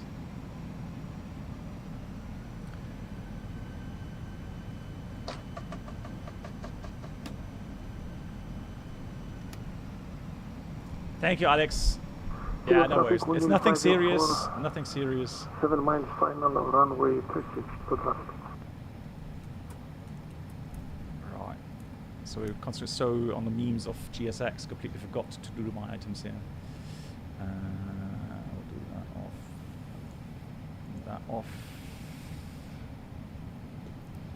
All right, Kidman's Landing. We should be all right for Kidman's Landing. I think I'm just gonna go into the.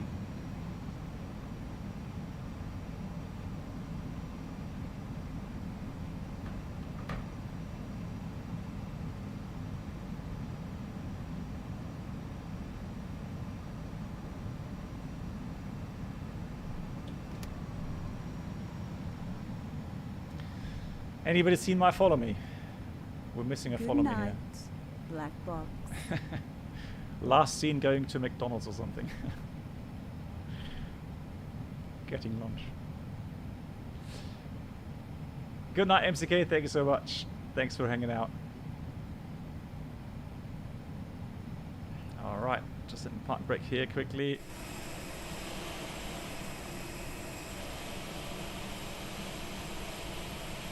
So, where is Pitman? The 747 is waiting. Oh, there he is. I think. Yeah, there he is. It's a lovely, lovely view here. Look at that. Skyly's cargo.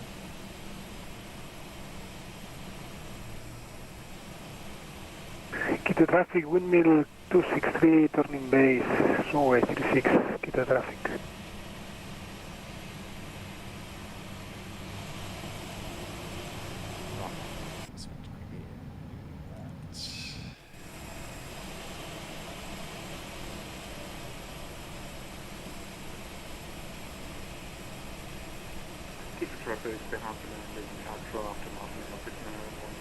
Thank you much, Jet. Jet Jazz, thank you so much. I mean, the scenery here, I love the colors. I love how everything's blended in nicely now. The static aircraft looks really beautiful. Here comes Kipman. Thank you for watching. Lion here, there's a lot of guys here.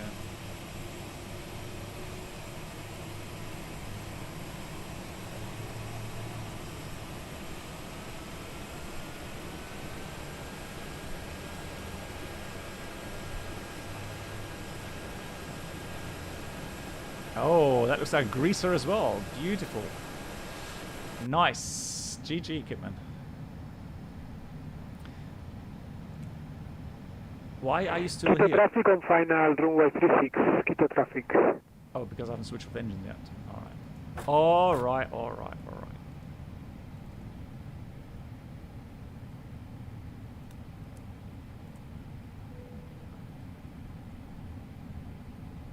Thank you as well. Connections, Crest GPU, chocks, and request deboarding.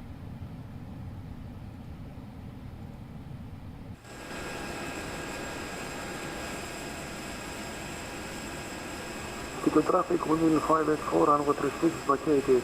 Oh, the 747's taken off. Nice. I was hoping for the... Oh, no! Arthur Pico! No! Oh, no! Oh, no! Yeah, look at that.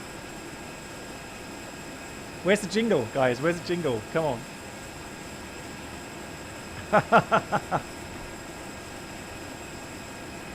Quito traffic, windmill 263 going around over runway 36, Quito traffic. Go around, caramba! Oh.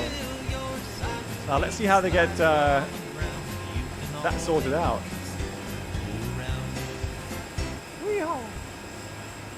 Right, I mean the jumbo won't climb that quickly, but wow. That escalated quickly, didn't it? Yeah, he did all the calls. I mean, he was on the frequency, so he made calls regarding lining up and so on, and Arthur made the calls turning final. So he should have looked out the window and make sure that... uh-oh. Here I see a conflict coming. Conflict inbound. Hey, Night, how you doing? Ooh.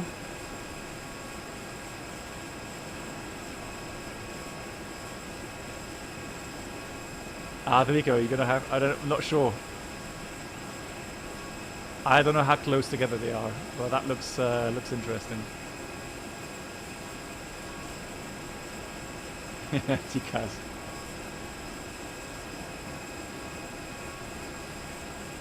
I mean, he wants to climb. He's got terrain coming up ahead of him, so he wants to climb for sure.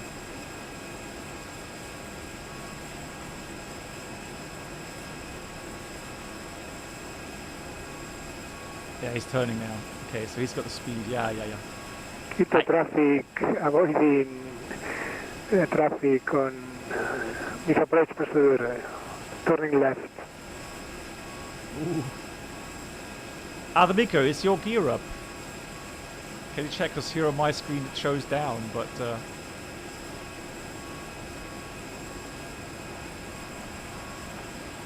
There he is, now it's retracting.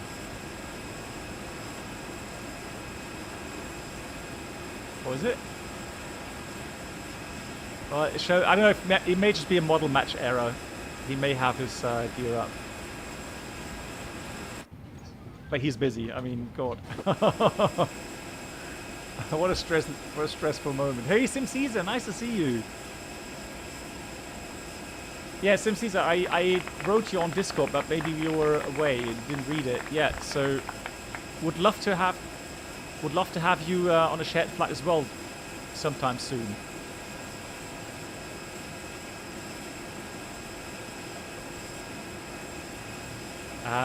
Maybe an idea regarding stream go around at Paris runway 25.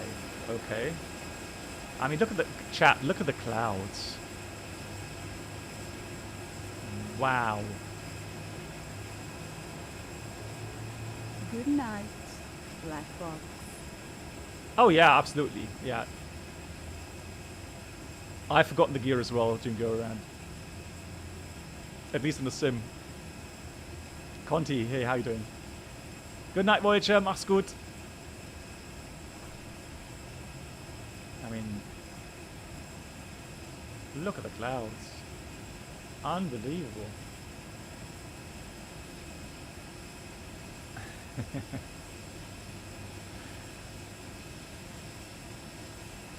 Good night, Black Box.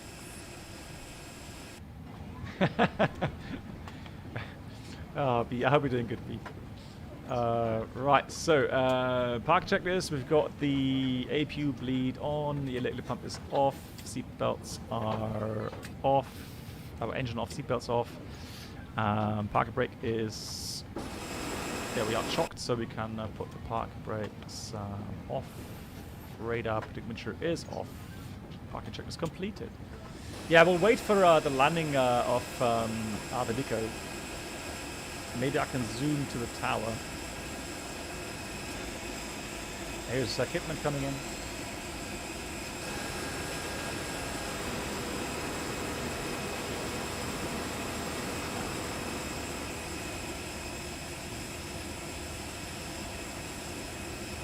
I'm surprised, you know, with all the moaning and complaining I've been doing about P3D, but man, this looks absolutely incredible.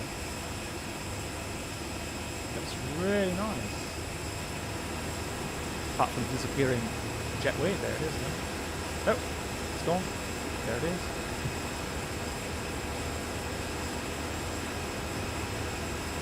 No reshade, no, nothing.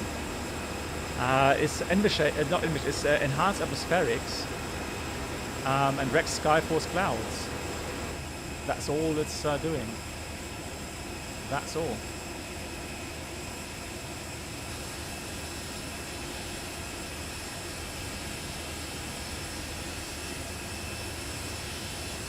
No Envishade, nothing, no. I don't have reshade, I don't have Envishade. This is just stock P3D. And all I've done is I've installed Rex Skyforce.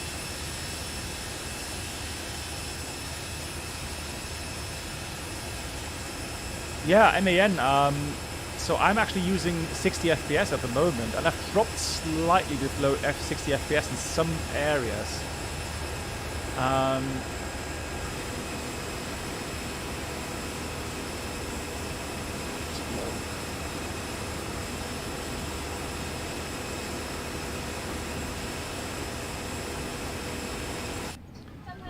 But yeah, performance is really good. I like it.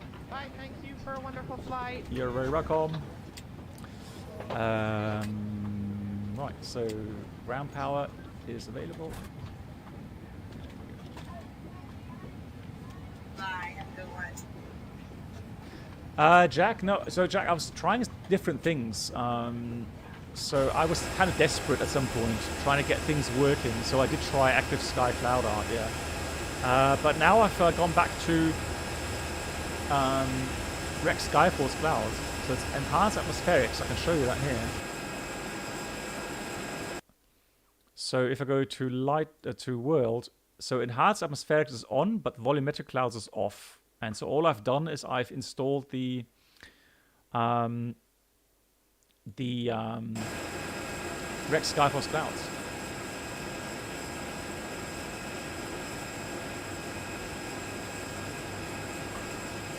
Mark, yes. Yeah. So all the problems I had previously were gone now with Windows 10.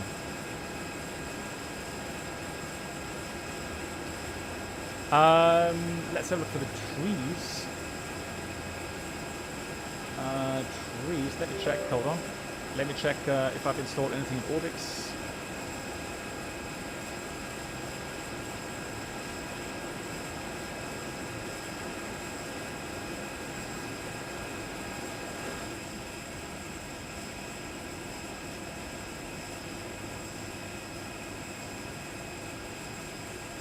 Nope. Nope. So I've installed base pack. So this is all I installed. Base pack, buildings, Terraflora is not installed, trees not installed. But there's a setting. So there's a setting here in, probably you know that. So I am using, so I've unticked dynamic 3D autogen vegetation. So if you maybe try to untick that if you have that ticked.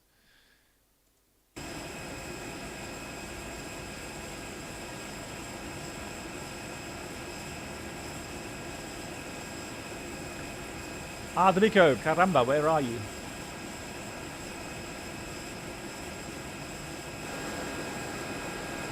Weird enough, in some areas, so if I look certain ways, I think the static aircraft are actually costing quite a lot of FPS.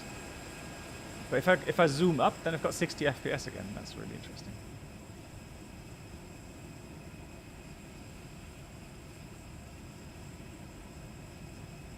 Yeah. So you can trust me. I have the traffic on windmill 263 on downwind runway 36 wind Quito traffic. Yeah, so I have not installed Envishade, I have not installed Reshade. Yeah, all completely custom.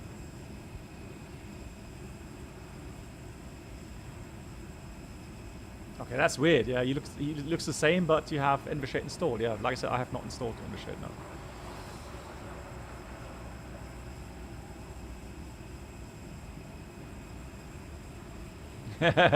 Land ASAP, Bruno says. Wowzers, look at those clouds.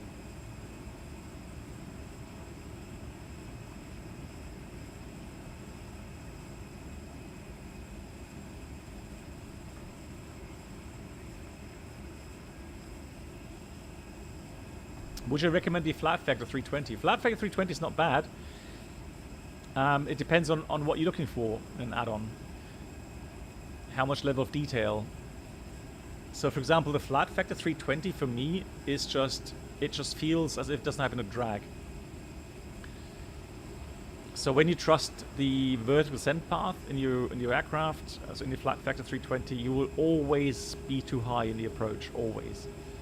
And so the deceleration at the end is also way too slow. And so if you're not aware of that, then you're gonna get in trouble every time, every descent.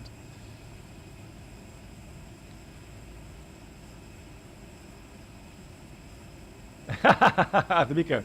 No, we are really, we're in this together. So we are biting our nails here.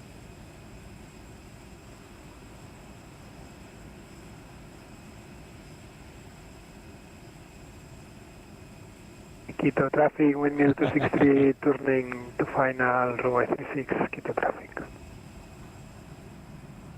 I mean, you taking the time to join the flight today, all right? It's an honor to be here. So. No departing aircraft, clear to land. Thank you, good to know, caramba.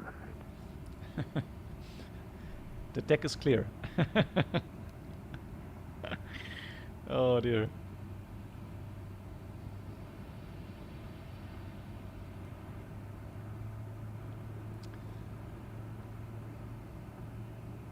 Yeah, I've not flown the Flight Factor 320 for ages, so I don't even know what it lands like. I completely.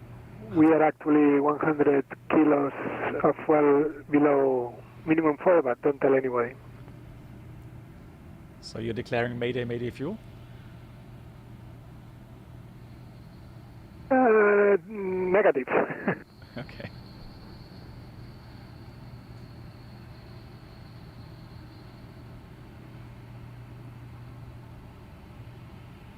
Here he is, coming to final. His crew, the passengers, himself. They're all sweating.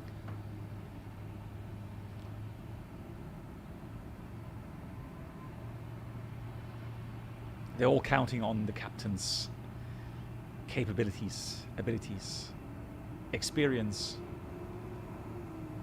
to bring this jet down safely.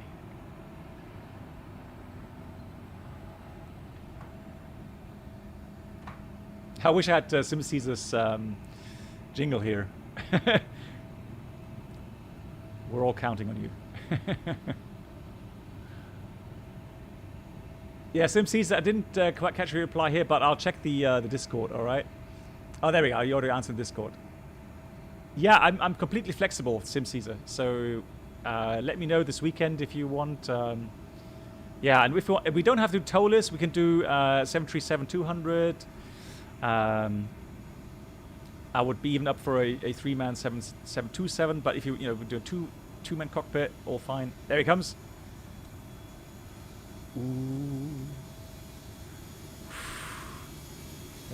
Come on.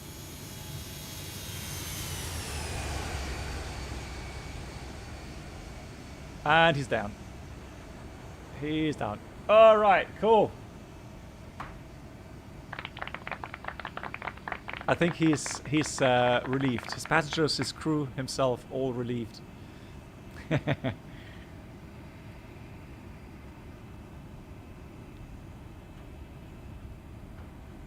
They've made it. Beautiful. Oh yeah.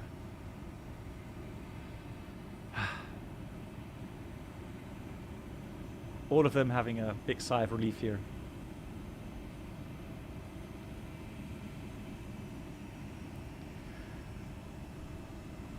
I would send you the follow me, Artibiko, but he's drunk. You can't trust him.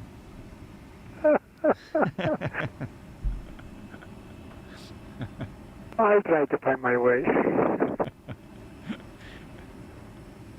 Luke, yeah, thank you so much. See you tomorrow. Thanks for watching today.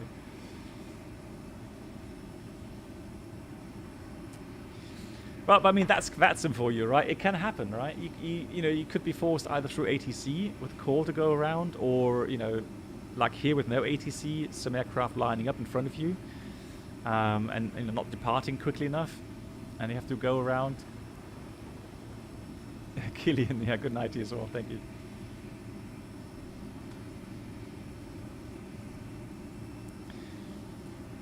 There we go. I can give you some tax instructions if you want.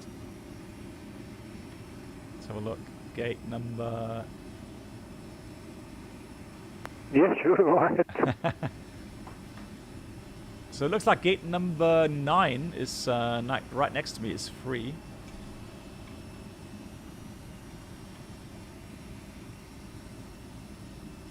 So we're going to take right Juliet. And that'll be the next taxiway to the right. Right, Juliet, and gate number 9 then. Yes. Yeah, Juliet Charlie, gate 9.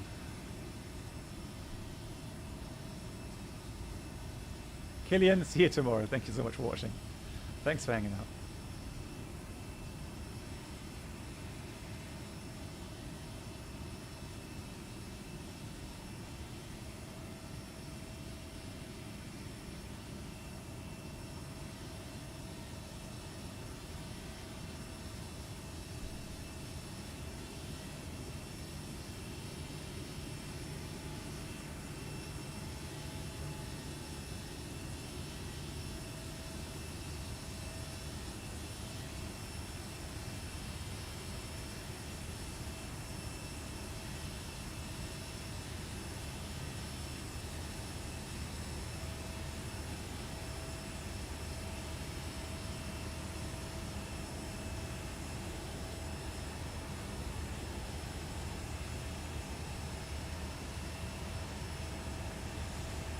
Right, there he comes.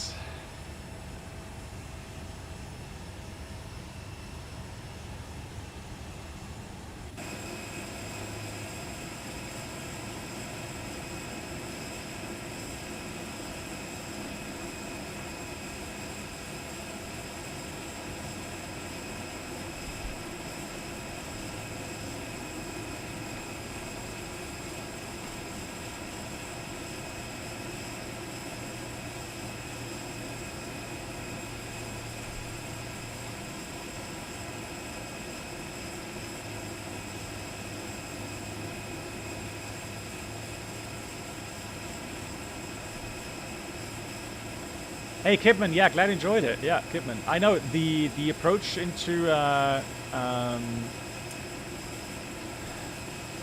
Pasto is very interesting, very challenging.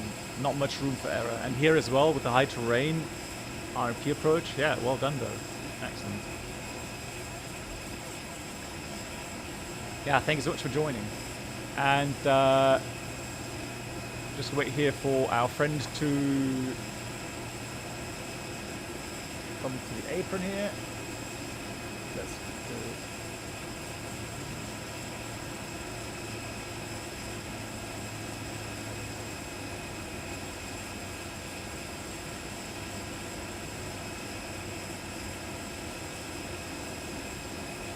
All right.